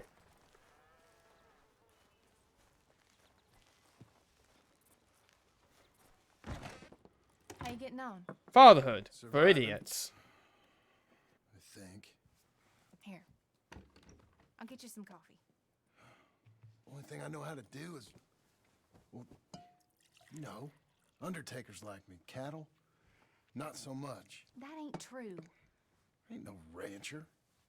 Rustled horses, not raised them. Stole cattle, not birthed them. I was reading the newspaper. I was reading about a old ranch, Beecher's Hope, down by Blackwater. Was you? Well, Jack read it to me, but I thought maybe we could raise some money. Bank could lend us the rest. We could be happy, John. Bank loans? I got a goddamn price on my head, woman. I know all about that. Every time we about to get somewhere, make something, you go and show the entire world that you ain't Jimmy Milton. Every place we've been has been the same. We start doing okay, and then boom, you act like the big man with the gun. Tired, John, and I guess I was dreaming a little. At least give me that. Just feels hopeless. You're doing better. Milton! Milton, ma'am. Mr. Geddes needs you to head over to Strawberry in the wagon and collect some mail for him at the post office. Sure. I'll take the boy with me. He's getting soft. Lancelot. Come on. Jim, if you're heading that way, can you pick up a parcel for me? A dress I ordered. I think it's in your name? My name. I think so. One's in your name, and the other one's in mine. Only one should have come in by now. How much shopping you done? Oh, yes, a real keen purchaser of goods, me. Look at me. Okay, Lancelot. We'll make a man out of you yet. Not too much of a man, mine. He's only a boy. Just gonna show him how to drive the wagon a little. We'll save the real exciting realities of adulthood for another day. Come on. So the problem with John is very much allowing his past to dictate his future. And again, good time to talk about change, actually, with Jim Milton rides again. So a big theme of the Red Dead Redemption plots are the idea of change. We've got that. Also, I apologize in advance for all the ums and ahs. For those of you who don't know, I was raised with a stutter. So the fact I'm able to speak this coherently at all is amazing. Anyway, the fact that a lot of this game is about change, both from a gameplay perspective. You have the honor system, which changes, you know, the way the world interacts with you depending on your actions. And you also have the fact that Arthur gets tuberculosis and goes through a physical change. A rather severe physical change. It affects how the player looks, affects player characters. You change protagonists as well at one point in the story. But from a thematic standpoint, change and the ability or the inability to change in some regards is kind of the driving force behind the story. That and choices, which again ties into change. It's important to note that the era the story is set in as well is 1899 is where the primary amount of the story is set in, which is obviously the last year of the 1800s. It's right on the start of change. And then I believe this section is set in 1907. Which, to my knowledge, doesn't have a huge amount of changes well known for it. But 1899 being the cusp of the change of the millennium, again, important. A big part about what Arthur and Dutch and John and the gang have to deal with is that the world is changing so that they no longer have a place in it. And the gang members that get out realize kind of too late that they can't change the world around them. Sometimes they have to change with the world in order to survive within it. which is a bit of a bleak message, but a big concept behind this game is change, because you can change the world, but especially in a tragedy, you'll often find that the world changes you. And that's the basics of storytelling. Let me explain. You've probably all heard about Joseph Campbell's The Hero's Journey. Very classic piece of theoretical understanding. But you can actually break it down into a simple three-pronged writing approach. You have equilibrium, disequilibrium, a return to equilibrium, but changed. So equilibrium is Frodo in the Shire, living his life, getting on with things. Disequilibrium is the journey. Return to equilibrium but changed is the return to the Shire, but Frodo and in the movie the other hobbits finding that their journey has changed them so that they no longer fit in with the world around them. Lord of the Rings is probably the best example of equilibrium, disequilibrium, equilibrium. It's literally the hero's journey in every way. Another story example you could look at that for is Star Wars. Equilibrium, start of episode 4. Disequilibrium, back end of episode 4, episode 5. Return to equilibrium, episode 6. Luke starts farmhand on Tatooine, goes on this big adventure, returns to Tatooine as a Jedi. And that is the basic of storytelling. To use another story that I know a few of us know, Joy D'Amora's Hunger Pangs plays into this as well. Equilibrium, Nate starts in the Northlands. Disequilibrium, goes to the island of Erie. Return to equilibrium at the end, returns to the Northlands. For Christmas, a changed man. It doesn't always have to be a negative thing.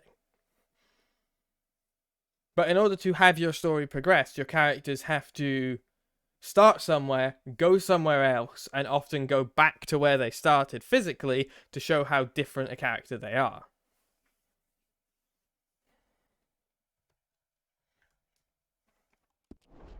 You take care now. Of course. Also, I finished Hunger Pangs today.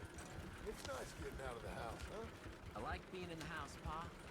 I'm being rattled around, Pa. Life ain't just about doing things you like, boy. What happened the other night?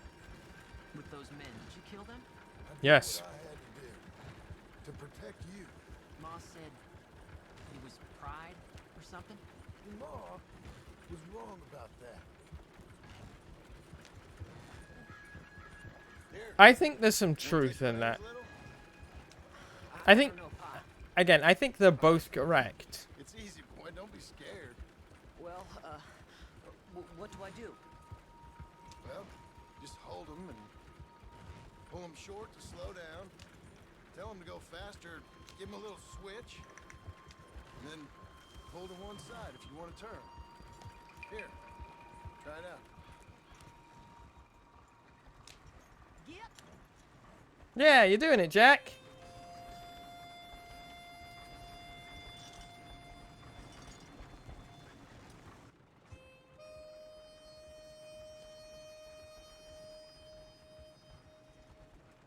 Of course, that story of equilibrium to disequilibrium to equilibrium again, not only does, if you're writing, say, trilogy like Lord of the Rings, not only does that need to happen in the overarching trilogy, it also needs to happen to some extent in each story. Like, they don't have to physically always return to the place they were, but there has to be... Like, if we look at it in the case of Fellowship of the Ring, Frodo and Sam start out going on a journey together. They meet Merry and Pippin, and then re-meet with Gandalf and Aragorn and Boromir and Gimli and Legolas. But at the end of the journey, it's just Sam and Frodo again. Or at the end of the book, it's just Sam and Frodo again. Equilibrium, disequilibrium, equilibrium again. But they're changed by their experiences.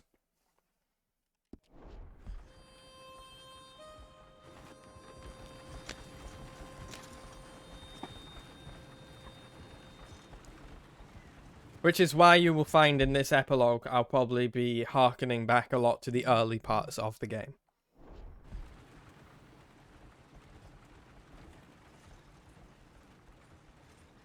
That's enough? For now. Heck in Ah! there, kid. Looks like.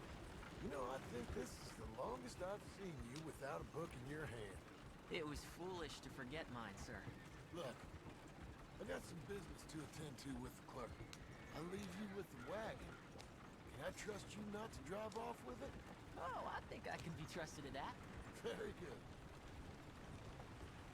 See, it's a shame because John and Jack clearly have a rapport to some extent. Gentlemen? Good day, sir. Good day, sir. Weird case of same voice actor syndrome. Here we are. You all right, son? Sure. Well, cheer up a little. You wait here. I won't be long. Okay. And if you behave, I might let you drive us home. Can't wait. Howdy. Hi. I'm here to... Name? My name? Jim Milton. Jim Milton. Nope. Nothing here. Maybe try Marston. John Marston. It's a long story. Okay. John Marston. Marston... Nope. Nothing here for that name either. Try Abigail Roberts. Abigail Roberts. Abigail Roberts. Yes, here we are. And also, I'm here to pick up the deliveries for Pronghorn Ranch. David Getty sent me. Pronghorn? Yes, sign here. We have a bunch of stuff for you. And I will help you out. I'll take these. You get the rest of the stuff. So someone clearly saw him referring to himself as John How can I help Marston. you with this, Mr. Marston? It's mostly Milton these days. It's a long story. Whatever you say, Mr. Milton. It's not important. Take care now. Give my regards to Geddes. Thank you very much, mister. Okay, let's get out of here. Everything okay, Pa? Sure. I hope so, at least. See, because of the lack of communication between Abigail and John, which is a reoccurring issue with them because they won't talk about their feelings with each other properly. They just yell at each other. We're now in a position where at least someone in town knows who we are. Come on, son. You'll enjoy it if you try a little harder. Okay. Okay, Pa. I would have at least got clear of town before giving Jack the reins. We're going back to Pronghorn, okay? So, wait. We've come all the way out here and we just gonna turn around and go back? That's what we're doing. Turns out, I miss the seclusion of the ranch more than I figured for. Don't you want to go to the store or the saloon or anywhere? We're going back, okay, boy? But I've been sitting in this wagon I don't know how long. But nothing. Keep on driving and watch the road. Yes. John is nervous. Jesus. I'm your father, okay? I got my reasons, even if I don't care to explain them. Yes, sir. Better. You should explain, though. But I guess he doesn't want to panic Jack. Okay, I can't... If I tell you to speed up, speed up. If I say slow down, you slow down, okay? Sure. All right, speed up. Let's get away from there. Okay. Yeah. Yeah, it's interesting they don't let us have our weapons. I suppose because if we have weapons, there's a chance that, like, it would put Jack in danger. And Rockstar probably doesn't want to put a 12-year-old in danger. Who's this? Sorry, sir. Was that a question for me? No, no, keep driving.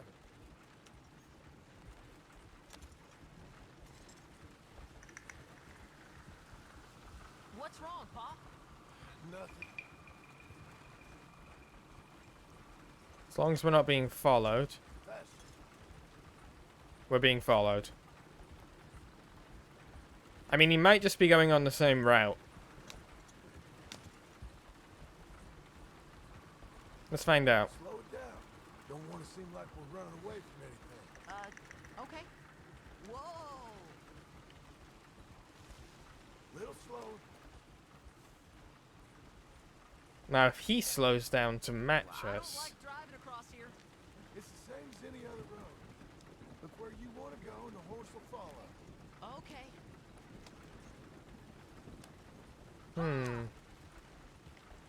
I think the horse is getting skittish. You'll be all right. We're also getting skittish. Remember, that as... Good storytelling here.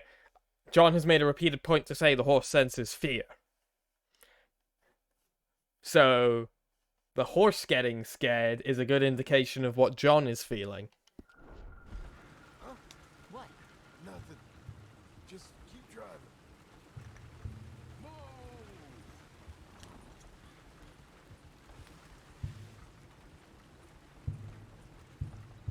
Okay. What? What's wrong? Don't look around. Oh, Pa, Hey. those men. Are they following us? Just stay calm. See that fallen tree? When we get there, stop the wagon, jump down, and hide. Oh, Pa. You need to do exactly as I say, boy. Here, now! Come on! Quick! Down! His hat's gone. Okay, son, you wait here. You don't move or say nothing until I speak to you. You hear? Yes, sir. Head down. Okay, gentlemen. Let's see what you come calling about. What do you boys want with us? Oh, we just want to have a friendly chat. Are you John Morrison? You sure look like him. I don't know what you're talking about. I'm just here with my son. Did you kill a fella out in Roanoke a few months back? No. Wasn't me. That was my brother. Oh, shit. I'm real sorry, friend, but he was trying to rob. You're talking bullshit, mister. Kill him.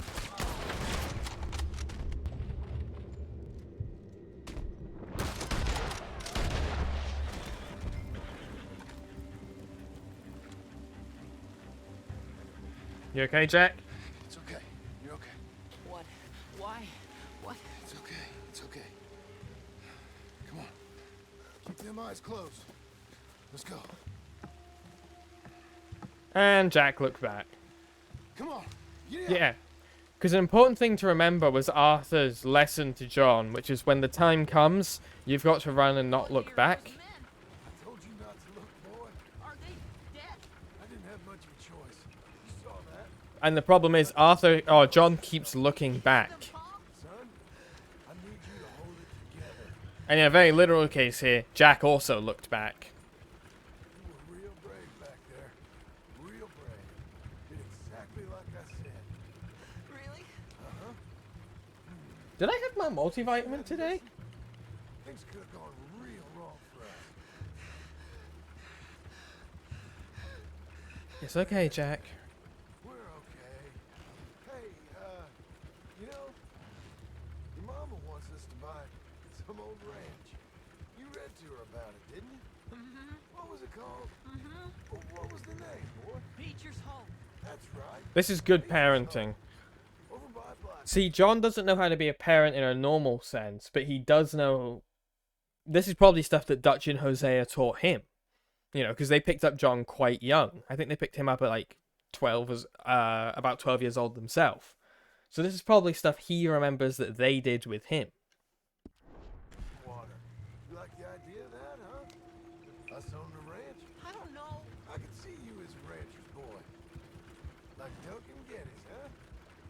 I wasn't so sure, but yeah, that kind of life might suit us. Wouldn't be such a chore if the horses we were cleaning up after was ours, would it? No, it wouldn't. He's really trying here.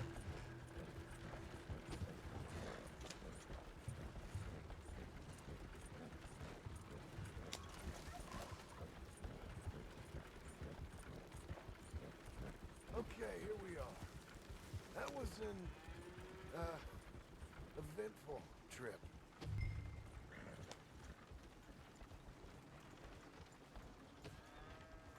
But yeah, we are seeing John's inability to change follow him. Letting his past be defined by his future. Or his future be defined by his past. What happened? Yeah. I don't... We got shot at. Shot at? What happened? Well, we got followed, and then Followed by who? probably someone who knew me. If we didn't get to them particulars, I'm sorry. My son. Our son.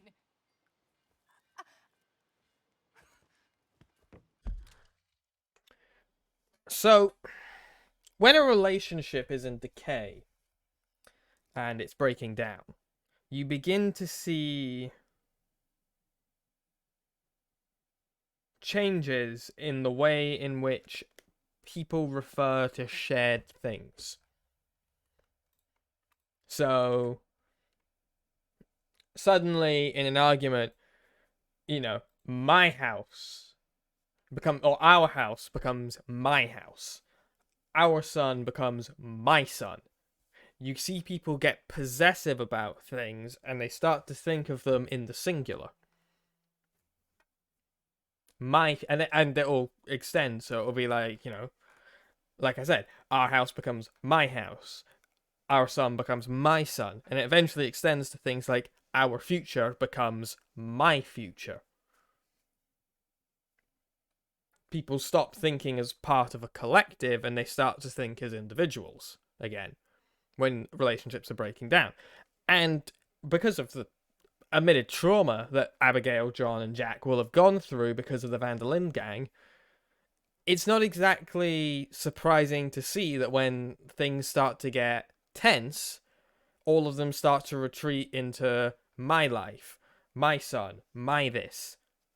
Because they're kind of, to some extent, raised to be greedy people. But we see Abigail still willing to extend that branch and extend that thing of love where she says, my son, and then corrects herself back to our son. Which shows more that possessiveness of Abigail is a fear response rather than maybe a breakdown of the relationship. Because she used to call Jack my son 8 years ago during the actual game when their relationship wasn't as strong. It was your dress that caused all the problem. It weren't even a dress. It was a gift for you.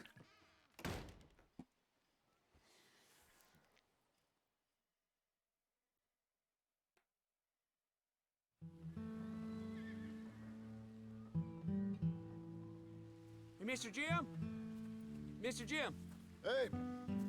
There's a telegram messenger for you over there near the house. There is? Okay. Thanks, Abe. It's weird. What was the gift? I have no idea. But I doubt someone wants to give me a big pile of money. Were it so easy. That's him. I see him. Thanks, Abe.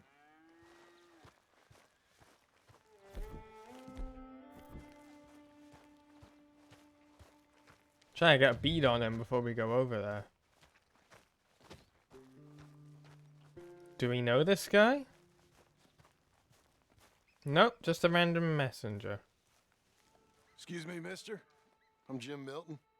Heard you had a telegram for me? Yes, here. Sign there. Thank you. Jim, stop. If you're the JM I know, stop. It's Sadie Adler. Sadie? We've got something to discuss.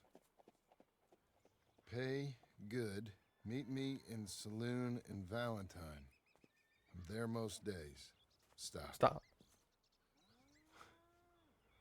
Sadie Adler. I'll be damned. That might be some very accurate storytelling.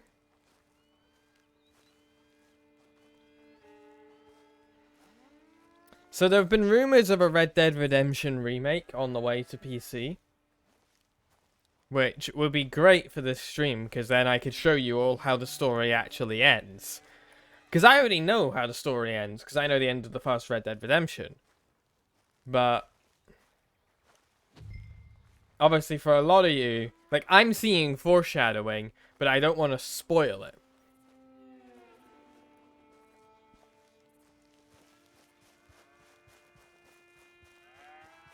So this is quite a difficult part of the game to talk about.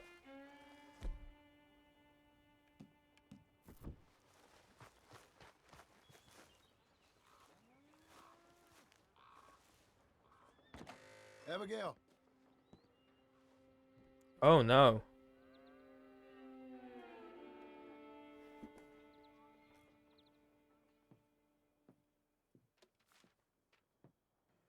Darling John, a kind lady in the village helped me write this.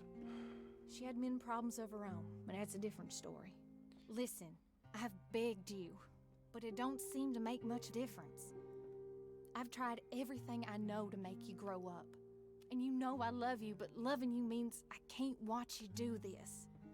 Time after time, we've had to run because of your behavior and your decisions. We got a son. I got a son. And I love our son enough that I can't have him around while you're like this. I had so many dreams, John. I hoped you would change. We all saw what happened to them that didn't, but you... Part of you is hell-bent on ending up the same way. And I love you too much to watch that no more. Abigail.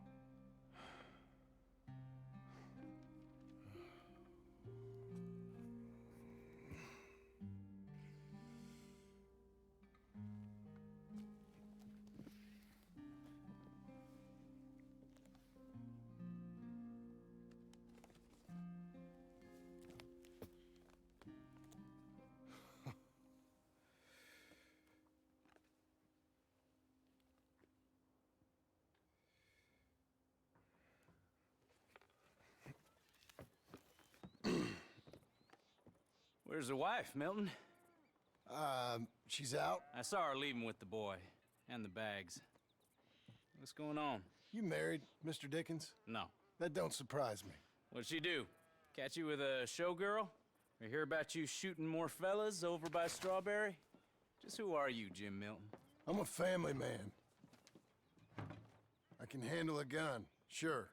Them men shot at me. Just interested, that's all. Ain't nothing interesting, unless you find gossip about a man's marriage worthy of your time. Guess not. There's work to be done, unless you're running off too. I ain't going nowhere. I'm here to work. Gotta save money, get her what she wants. What does she want? She wants a place of her own. Said she found a plot up at Beecher's Hope. You? A rancher? You'll starve. Probably. Keep yourself busy. Take your mind off it. So I guess my analysis of the name Jim Milton probably a bit more on the money than I thought it was going to be, because we know that John, or we can at least infer from dialogue that John knows about like the legend of Jim Boy Calloway and stuff, who again we've met. They mentioned Boy Calloway at the start, and we know about Agent Milton, who is a civilized man in a civilized society. So John choosing the name Jim Milton as a portmanteau of the Wild West gunslinger Jim Boy Calloway and the civilized man Agent Milton is a manifestation of that struggle that John is having of trying to be two different people. The person that Abigail wants and the person that Jack needs, and the person that he was raised as.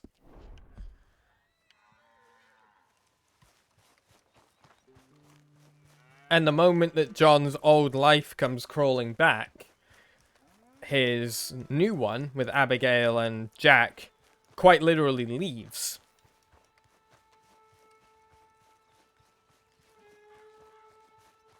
Because we already know how Abigail would have reacted if he'd told her that Sadie wanted him to do work for good money. She would have shut him down because it's a dangerous thing and it puts their family in danger, and she's right to do so. Like, I sometimes think I sound a bit critical of Abigail, but she is actually right.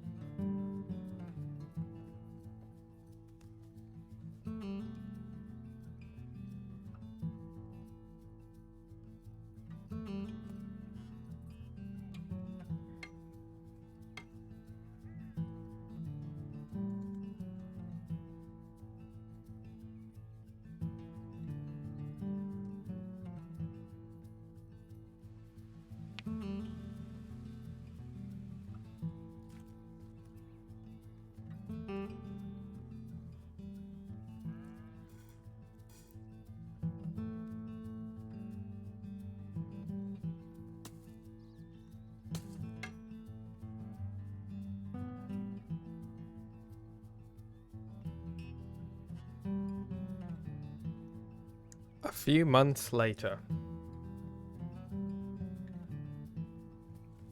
But that's her full.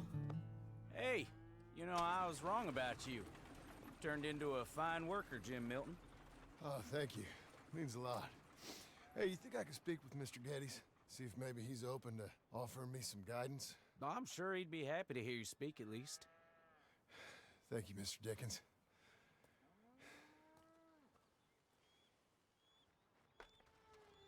John does do well falling into a system of authority. It's all he's been raised with.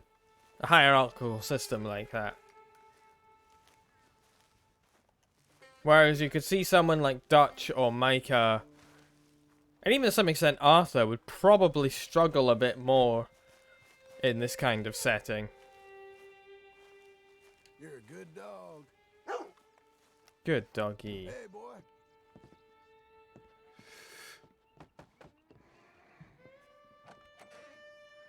Hey, son. How's that bull? Fine, Mr. Milton. Your father in? Can I have a word? Sure. I'll just get him. Pa! Hey, I'm right here. What's the problem, Milton? Sorry for the disturbance, sir. Oh, no problem. My wife, she just began her morning discourse on the subject of my faults. Experience I think every man can relate to. In some ways, my wife also has issues with some of the decisions I've made. Real issues. Hmm? Do you believe a man can change, sir? Where is this heading? I guess I don't know.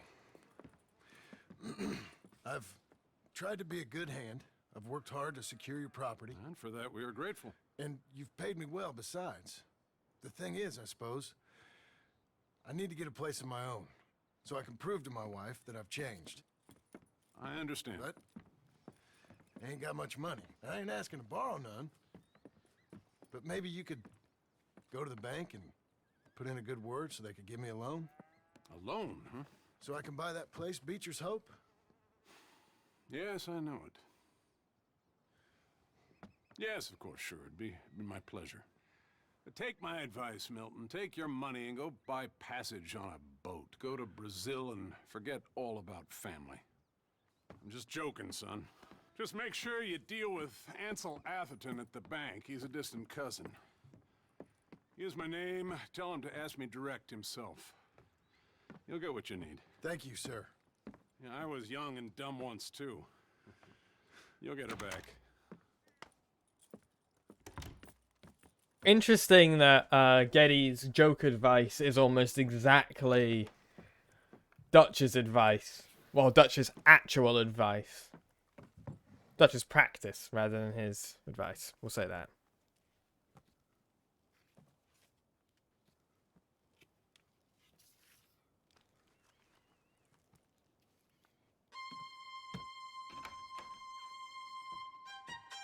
There he is.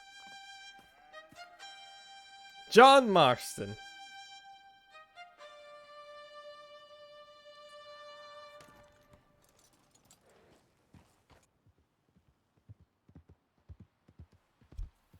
The classic John Marston look.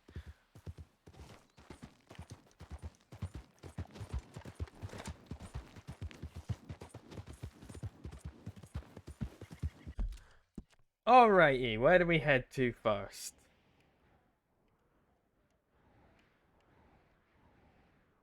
We got Sadie Adler, and we got Ansel. Well, we need money from Sadie, so we'll go to Sadie first.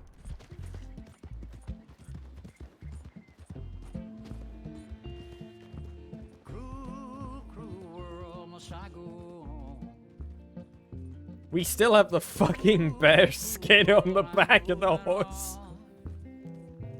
I've been living too fast, and I've been living too long. Cruel, cruel world, I'm gone. This big old world sure got me running around. Didn't really expect a musical interlude here. Said, just settle down. And with the moonlight as my guide, and with this feeling deep inside. But again, you see how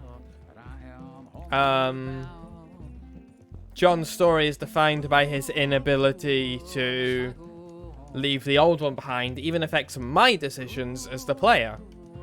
Because I'm like, well, you know, we need money, so we head towards Sadie.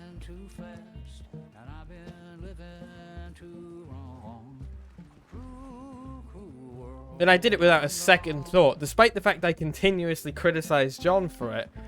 Like, the moment the situation presented itself, I was like, yeah, we'll go talk to Sadie.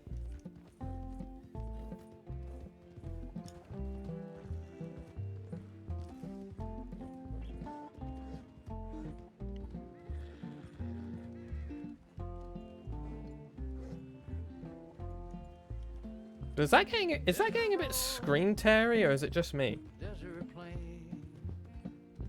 I have seen so much pain. Now I see into the eyes of a girl. No more cruel world. Cruel, cruel world, must I go on? I think you end up with this problem when you game for a significant amount of time where your eyes become unable to focus on anything on the screen, so everything's just a bit like...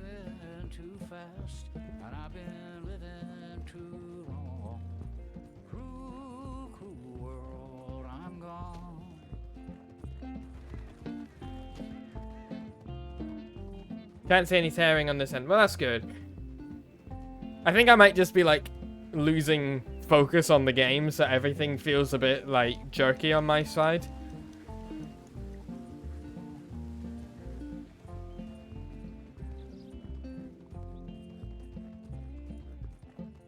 Dusty trail, saw a vapor light. Was it a mirage? I don't know, but it seemed right. If you have VSync off, you might get some. At this point, I have no idea what our settings are. We've had to change settings so much to get a steady 60 with the live stream.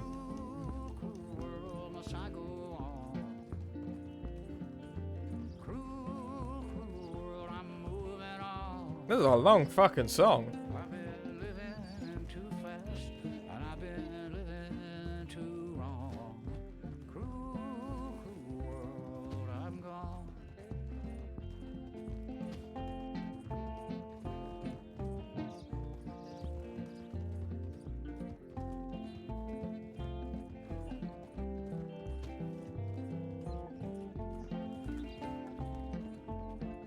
This is a really long fucking song.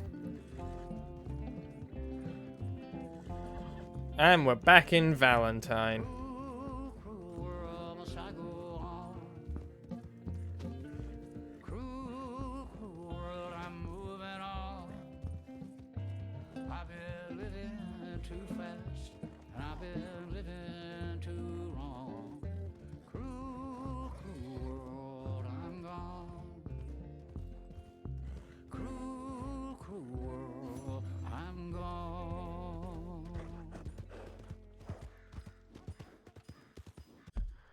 Okay, that makes me wonder, was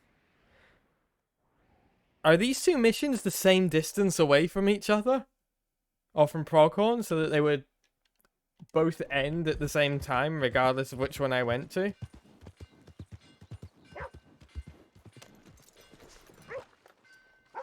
Let's see how things have changed in Valentine. Get off of my trail. Welcome. Tell us your problem.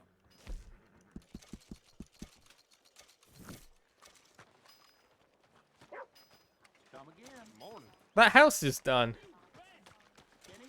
It's a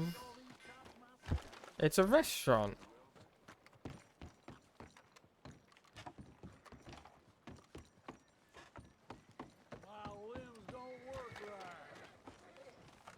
I wonder if Mickey's somewhere around here. Morning. Welcome, welcome. Come on in. Oh, he's definitely older. I wonder if that guy who was the shits is still here.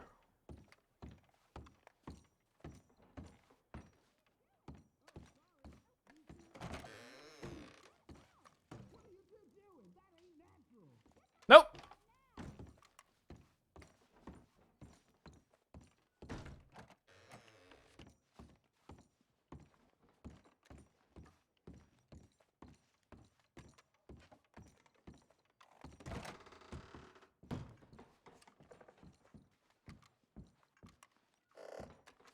Well, at least the guy who has the shits is no longer suffering.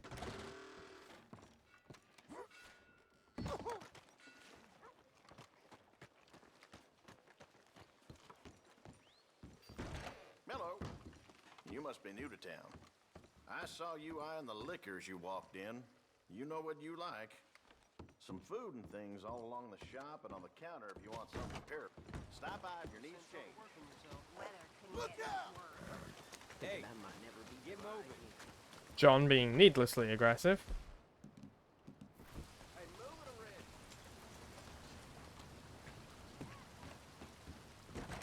Wow, new marksman in town. Welcome. Interesting that no one here recognizes John. I mean, it has been like nearly 10 years.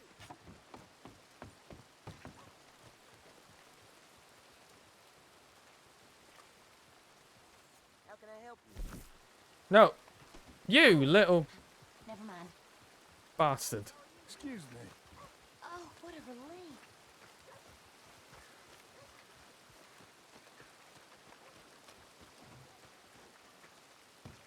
Out of the way, tough guy. Another one. What'll it be then? Thanks. Hey, look out!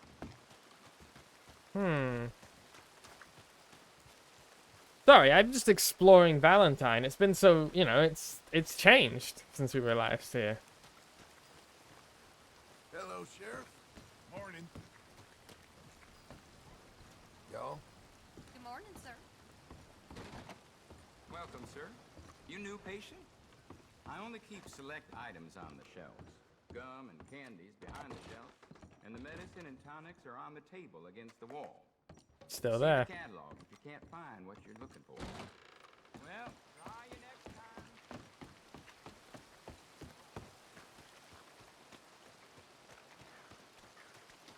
What time is it? 12:02. Apparently the newspaper salesman doesn't work in the rain or the afternoon.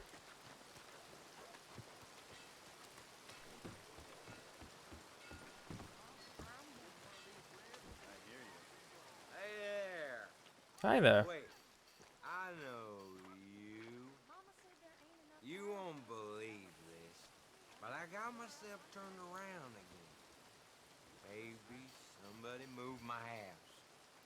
You know I think he why. thinks I'm Arthur. In front of the saloon, next to the freight station.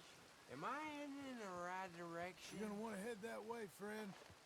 But maybe you better lay off the whiskey for a while. And do what? Nah, I'm as right as rain. Thank you kindly, sir.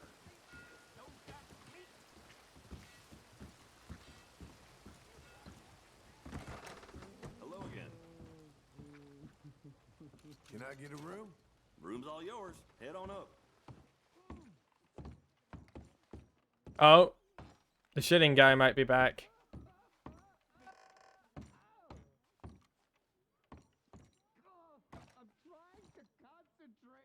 Yeah, he's back. He's still suffering.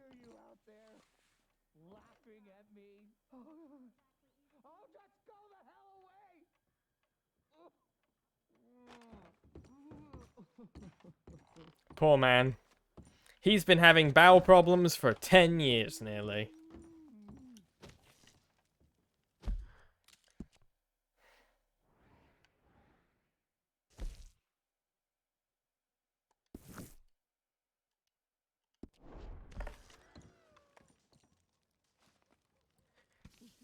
Let's sleep till the following morning.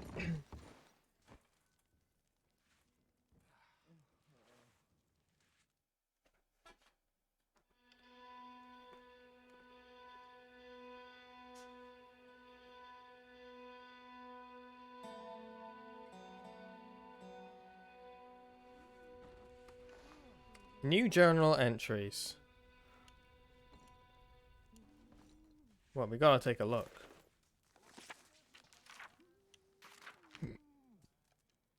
She went and left me. Also, have you noticed that John's writing isn't as good as Arthur's, and also he spells things wrong more? Gave me enough warning, I suppose. She weren't wrong, I'd leave me if I could. What now? No son, no woman, and a no-good rancher on a no-good ranch. These rich bastards, the Lamaris, want old Geddes dead. If I had a brain, I'd go work for them. But I kinda like Geddes.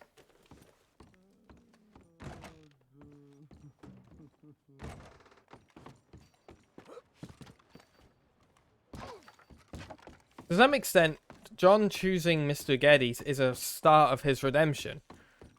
Because like he said, he could go and work for the hired gunman. But that's not the kind of man he wants to be. Only kind of work on me. Want to buy a paper? Yes. New Hanover Gazette. Alright, let's go over here. And apparently open my journal again. That's not what I wanted to do.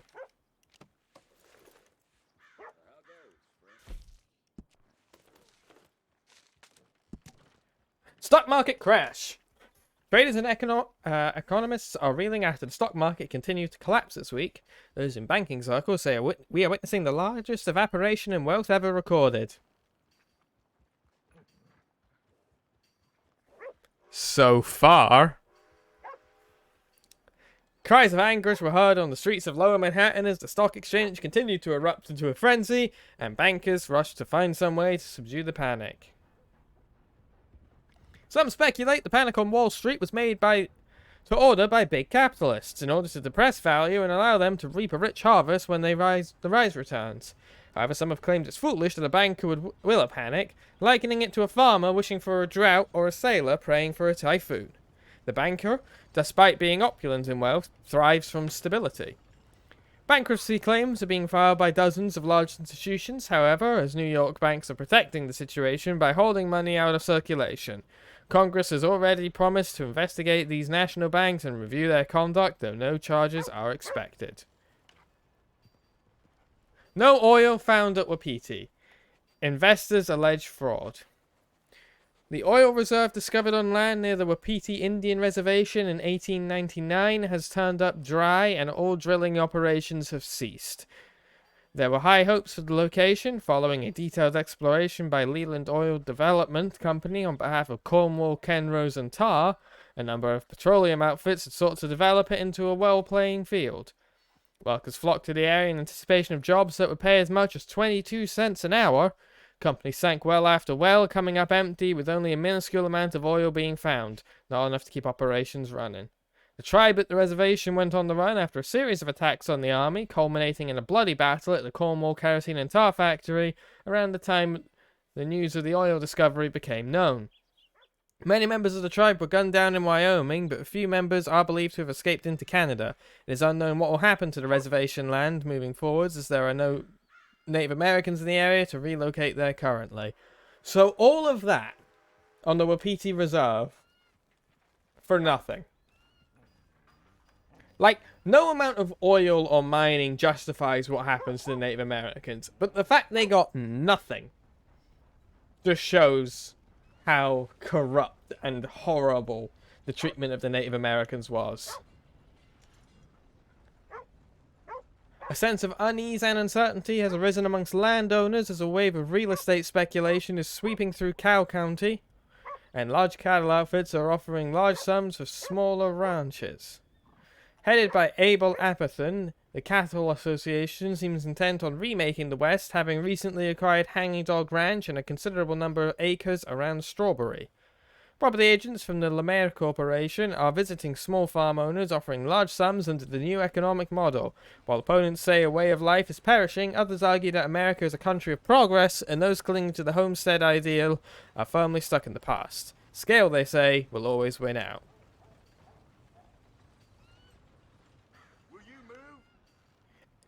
President Waxman hails progress, discusses canal. Immigrants flooding Ellis Island, 1.1 million expected this year, also discusses building Panama Canal. Speaking to a packed crowd in New York, President Thaddeus Waxman announced that this year is set to see the largest number of immigrants ever recorded passing through Ellis Island. The promise of this great land is known far and wide, he said, and over 1 million immigrants are expected to arrive in New York in 1907. Greatly eclipsing previous years. The president also announced that Colonel William Thomas Critcher would be the chief engineer of the Panama Canal project, one of the largest construction projects in memory. The project was taken over by the United States from France 3 years ago amongst high worker mortality rates. It is thought that the American tradition of hard work and architecture superior to that of the French will allow the grand project to be completed on time and below budget. It has been one of the president's main initiatives since he took office after President McAllister's assassination. So, I assume these are substitutes for actual presidents. When asked about the large number of people coming to America, Waxman said all immigrants should be required within 5 years to learn English or leave the country. Fuck you. Fuck you, Waxman. Romance novel proves bestseller. Author Leslie Dunpot's fourth tome proving very successful. The thrilling romance novel, Lady of the Manor, publishing under the pen name Leslie Dunport, is difficult to find in bookshops, owing to its massive popularity, especially among young girls and the elderly. Her novels have arguably been read by more people than anything that has been produced by any contemporary writer, although critics dislike her work enormously. Miss Dunport's books are lurid and steamy and weave tales of lasciviousness and thievery, love and deceit, murder and mayhem, lust and despair. It is claimed many of her tales are from the author's own torrid past, although Miss Dunport has never herself commented. It has been alleged that she once consorted with outlaws and gunslingers on the frontier. She has always been unwilling to corroborate these rumors. I wonder if that's Mary Beth. She did want to be a writer. Bounties beware, Langton is hot on the trail. From words of those he chased down, James Langton is relentless, cunning, and fearless. Known for his sizable frame and 10-gallon hat, the bounty hunter from New Austin is the best in the country, running down outlaws and flushing out bandits. With a small army now working for him, law enforcement are happy to hand over their dirty work to Langton and his crew. He captured the Dillard brothers with the help of a pair of twin prostitutes. He killed Cecile Montgomery when he sat trapped on the there. Sheriff says, crook beware, Langton is coming after you. Man's tropical enemy, gems of laziness, hookworm plagues warmer climes. For many years, the lethargy of residents in the south was thought to be due to the germ of laziness. It is unknown that the anemia that plagues warmer climes in the United States is the direct result of a parasite that lives in the gut known as hookworm. A major outbreak occurred in 1902 in the Cornish mines and in coal mines of France, Germany, and Belgium. The affliction is quite common. The worm is half an inch long and its mouth armed with teeth. They attach by the thousands to the inside of the intestine, sucking blood and moving from place to place and leaving bleeding wounds subject to infection. As to how the affliction takes place, there is by no means unanimity of opinion by medical men. Some think it's to occur by penetration of the skin on dirt floors or foul drinking water. The malady is especially a scourge to residents of the Philippines and Puerto Rico, whose residents' health and welfare we are now responsible for. Written dispatch from the coast of Massachusetts report on naval experiment transpired recently. Using an experimental alienator transmitter at Brunt Rock, technicians broadcast radio signals carrying the music from a phonograph recorder of Handel. The transmissions were intended for shipboard radio operators at sea, especially the Navy, who've been taken to the new technology for daily transmissions of time signals and weather reports via Morse code. The scientists working on the radio experiment hails it as a new dawn in entertainment and foresees a day where Bible devotions and hymns are transmitted into the homes for families to enjoy. Having heard reports of rampant sickness and disease at Butcher Creek, a Gazette reporter was dispatched there to investigate. Away up in Roanoke Ridge of the Kamasi River, Kamasa River, Butcher Creek once boomed with business, fur trading and timber work. Today it is a very different story. What remains of the small settlement has been overtaken with paranoia. Outsiders are greeted with suspicion and sometimes violence. Residents appear to be crippled with sickness disfiguring them. Our reporter indicates that the people are sad and confused, often ranting the place is under a curse and that God has forsaken them.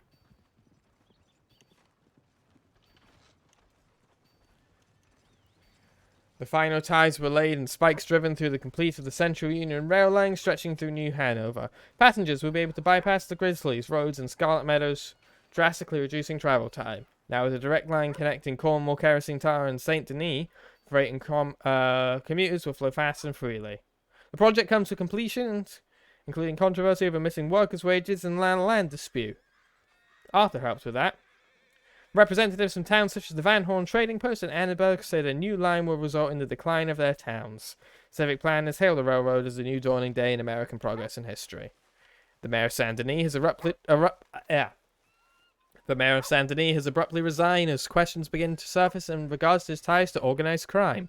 Mayor Lemoy's recent program of cultural enrichment and democratization involved the collection at the Saint Denis Gallery, which is beginning to gain national recognition after a surprise endorsement from Professor Shiftacre of Yale University. He also worked to secure a huge endowment from newspaper owner Hector Fowles for the construction of a library. Arthur did those things too. The mayor's assistant, Jean-Marc Mercer, has assumed the post and vowed to press on with the programs with a new spirit of transparency and principle in honor of the works begun by his boss. And there's the updates of the past 8 years, chat. Someone's gonna help a fella out. Somebody, please.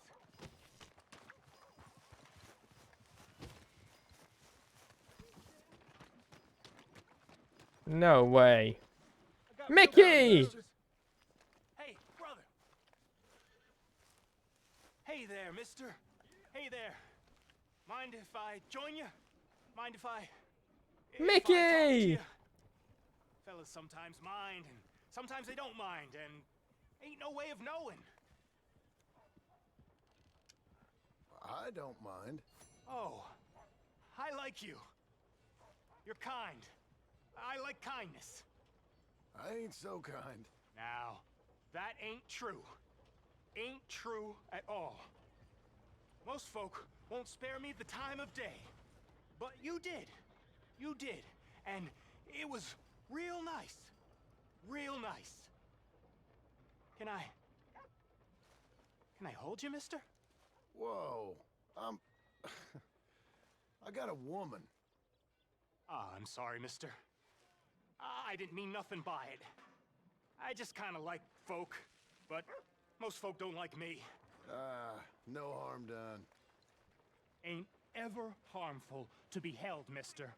Only most folk find me creepy and strange, which ain't nice. I guess not. What's your name? John. Or, Jim. You don't know? That's funny. Used to know a fella a bit like you. A few years back. Crazy kind of fella. But he had a heart on him. What was his name? I forget. Funny face. Alan. Or something, I think. He didn't like me much neither. But he was okay. I think he died. They always do. The good ones. He weren't a good one. He was, well, he was good and bad, and it's hard to say quite what he was in the end. He was a good man in the end. Sure. That's so. I can kind of see that. Well, it's been fun talking, mister. My name's Mickey. Right, Mickey. Oh, we're going the same way. This is awkward. I'll just sprint off so that we don't have to have another conversation. That's actually how I handle conversations in real life. I just run the other way. Alright, Miss Sadie Adler. Let's see you again. I thought I told you to leave it, Bubba. I thought to myself who this little girl thinks she's telling anything to. Enjoy your drink in peace.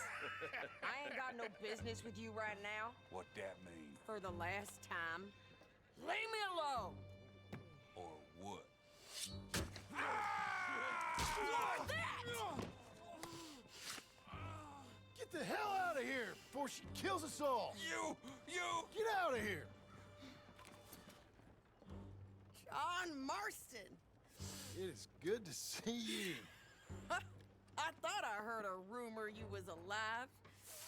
Jim Milton, that you? Guess I didn't do a real good job of hiding my identity. We didn't hear nothing about you. You kill a feller up by Roanoke? Sure did. I thought that sounded like you and Abigail and Jack. She's fine. She was always so kind to me. I'm looking to buy us a property. Beecher's Hope, west of Blackwater. I'm kind of a farmer now. And you? Oh, you know how it is. Bounties mostly and some other stuff, good and bad. Hey, you any interest in bounties? I've gone straight. Sort of. Oh, it's legal, usually. Then, maybe. Come on, then. What? Where are we headed? Strawberry. I was just that strawberry. Good price for him. What'd he do? Rob a bank? With a gun? No, with a pen. He's an accountant, I think. Sounds easy. Come on, we got a bit of a ride. I know. We just came from Strawberry, Sadie. Your telegram. You said you had something to discuss. I didn't think we'd be chasing down an outlaw. There's something else. What? Micah. Micah? I think so. I heard of someone sounded like him about a year back. Okay. We always said, if we found him... I know what we said we'd do. That ain't changed. Oh yeah, because they obviously met up after. Again, after you left for the Yukon? Yeah, we came back. Didn't strike it rich, as you can see. But you're a rancher now. I aim to be. Probably why I can't afford it. This country's becoming real civilized. Bad folk won't be around for long. The way he said civilized. That little pause where he's like, still not a word he likes.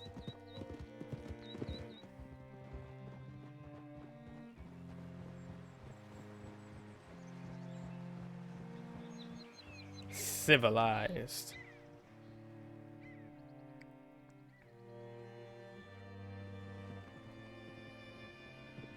Welcome to Strawberry. Again.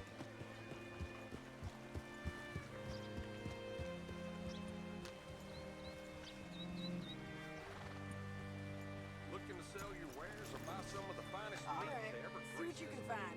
Was that Nathan Fillion? Feller's name is Nathan Kirk. Banker. Bald. 45. Okay. You head up that way. I'll meet you in a bit. Ask around Nathan about Nathan Kirk in town. Howdy, friend. You seen a bald New Yorker, name of Nathan Kirk, about 45? No, sir. We get plenty of New Yorkers here. It's resort town, you see. The Adirondacks of the West, the mayor calls it, but I can't remember any of the bastards. Okay. Ask in the general store or the post office. They tend to know who's in residence for the season, as we say. Season? Good lord. Isn't Jim just going to be immediately clocked, though?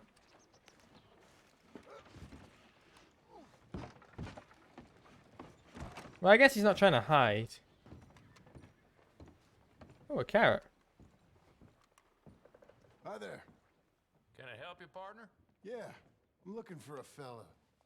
New Yorker, name of Nathan Kirk. Never heard of him. We get a lot of New Yorkers. It's a resort town, you see. Well, yeah. Sure. Try in the Welcome Center. They tend to know most of the visitors there. Thank you. We already got this spiel outside.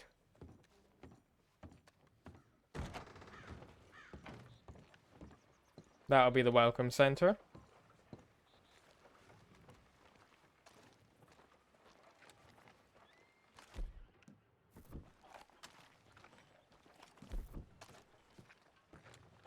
Just seeing if John does the...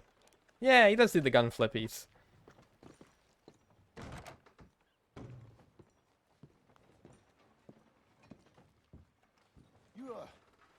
You seen a fella?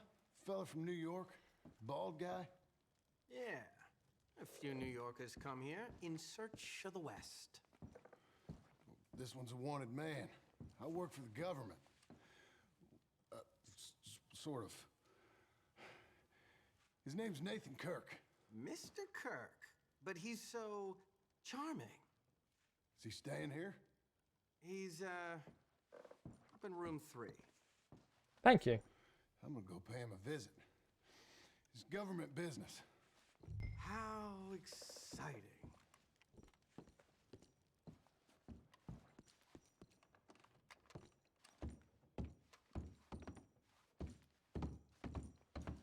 Strawberry's doing well for a town that we literally killed like 80% of the population for.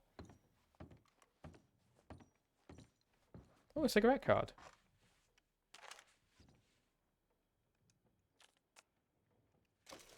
Artists, painters, writers, and poets.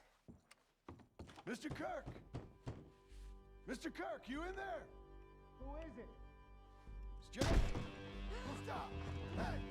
That's Nathan Kirk! Oh, hey, Sadie. Got him? Oh, shut up. Come on, jump on. You're a good girl now. We gotta get after him. Remember, we want him alive, though. I know. Get him. He went right. And we're back on the hunt.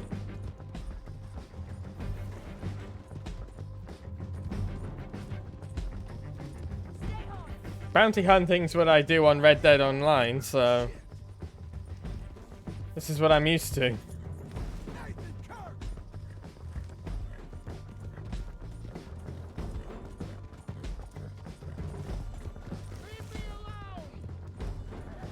No. I think we both made compelling arguments.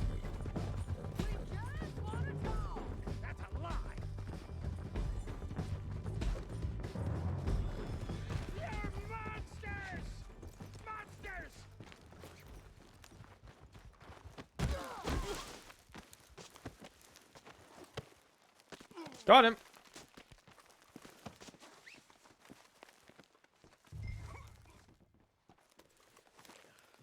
Come on, then. Thanks for that, Mr. Kirk.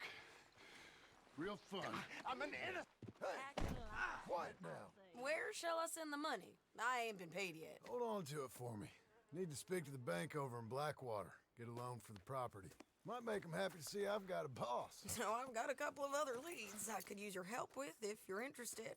I'm usually at the saloon in Blackwater. I need money pretty bad, so I'll come find you. I wonder if they ever went back for the Blackwater money. Or if there is still money in Blackwater.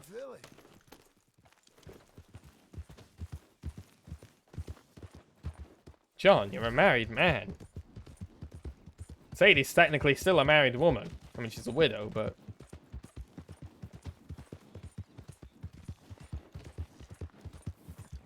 Alright, chat. I think we have one more thing to check out. Back in Valentine, and then I might call it a stream. How are we all finding tonight?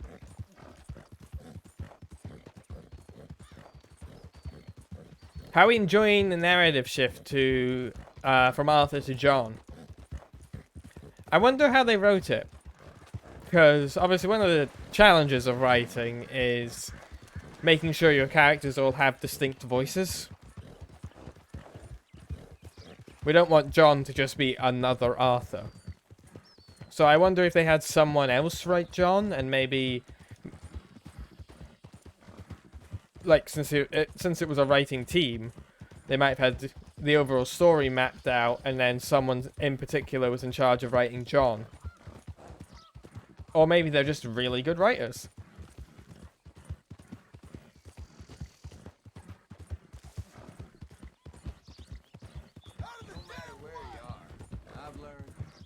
God, John is needlessly aggressive.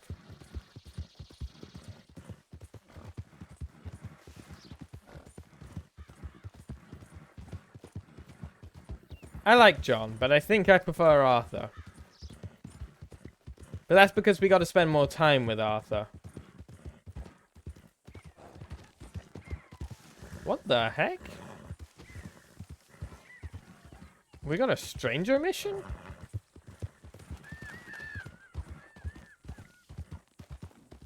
Oh, not her again. Did the university send you? No. Do we know if it's... I think it is the same writer. I think it was... Because if they did, Van they Houser. lost. I have never been so insulted in all my life. Really, laughed at. We skipped this mission way back in chapter 2. Ash, are you quite certain you're not a spy? Those wretches will do anything to destroy me. My theories are correct, and I can prove it. I am the leading amateur paleontologist in the nation, and not one university will hire me because, unlike them, I actually have ideas. You're a what? I study dinosaurs. You know, big lizards. Are they real? Of course they're real, you nincompoop. And everywhere. Everywhere? This state was once a vast, shallow sea that had the most incredible animal that could walk, swim, and fly. Quite unique. I call it Totalisaurus. Just for now. I'm trying to gather all the evidence. This Deborah McGinnis. John. Good to meet you. Could you give me a hand here, please? Of course. Yeah. Listen, if you find any of these bones around the country, send them to my homestead at Forward Rise in Cumberland Forest. Or mail me the locations. I'll reward you handsomely for your efforts. Sure. Why not? And we'll be proving a lot of stuck-up buffoons very, very wrong. Which, trust me, is the very best thing about science. Good day to you, sir. Hello, lovely scientist. Can you confirm that? Alright, well, but now we have another collectible mission. Also, can we just applaud the dedication from Rockstar? They recorded all of those interactions with Roger Clark, who plays Arthur, and then they recorded all those interactions again with the actor who plays John Marston.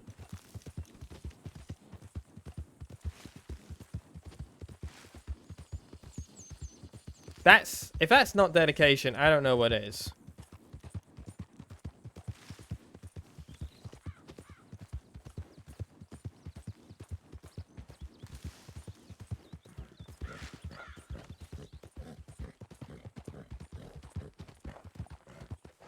Alright, so Valentine's up there, but we're not actually going to Valentine. We're going to Horseshoe Overlook. which for those among you will remember as the first camp, because apparently if we go there we might get an Easter egg.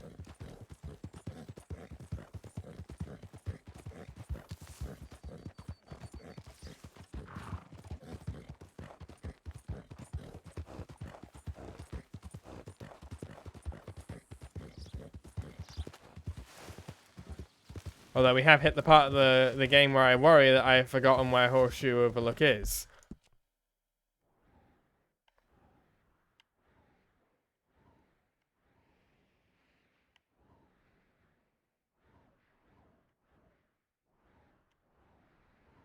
So that's Valentine. And we come from...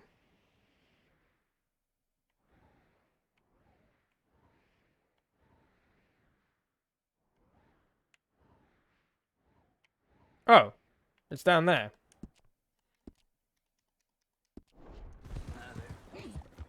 Oh, I rode past it.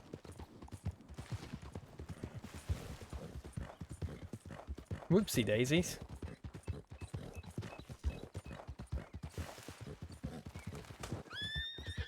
So with this game coming to an end, like we still have a couple hours, but with the game coming to an end, what do you guys want to see me play next for this series, this Filmmaker and Analyzers series? Because there's some amazing narrative games that we could try out.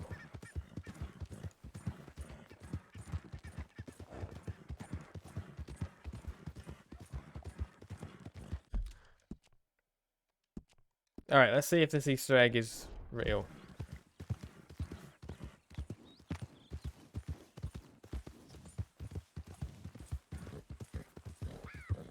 If you guys have any suggestions or any of your favorite games you want to see me break down, throw it in the...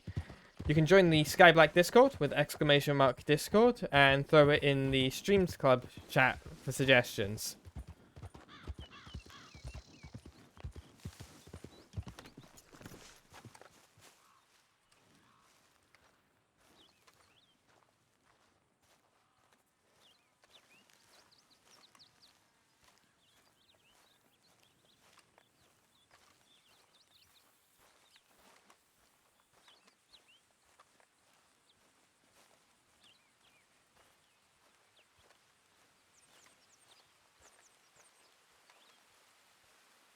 Well, apparently it does not trigger at this stage of the game. Maybe it triggers at the end, once we've completed the game.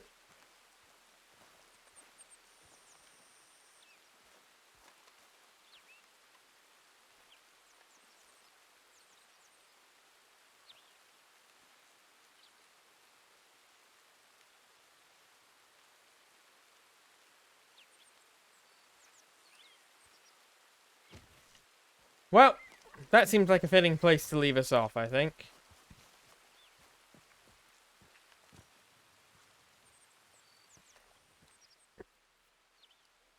That seems like a very fitting place for us to leave off.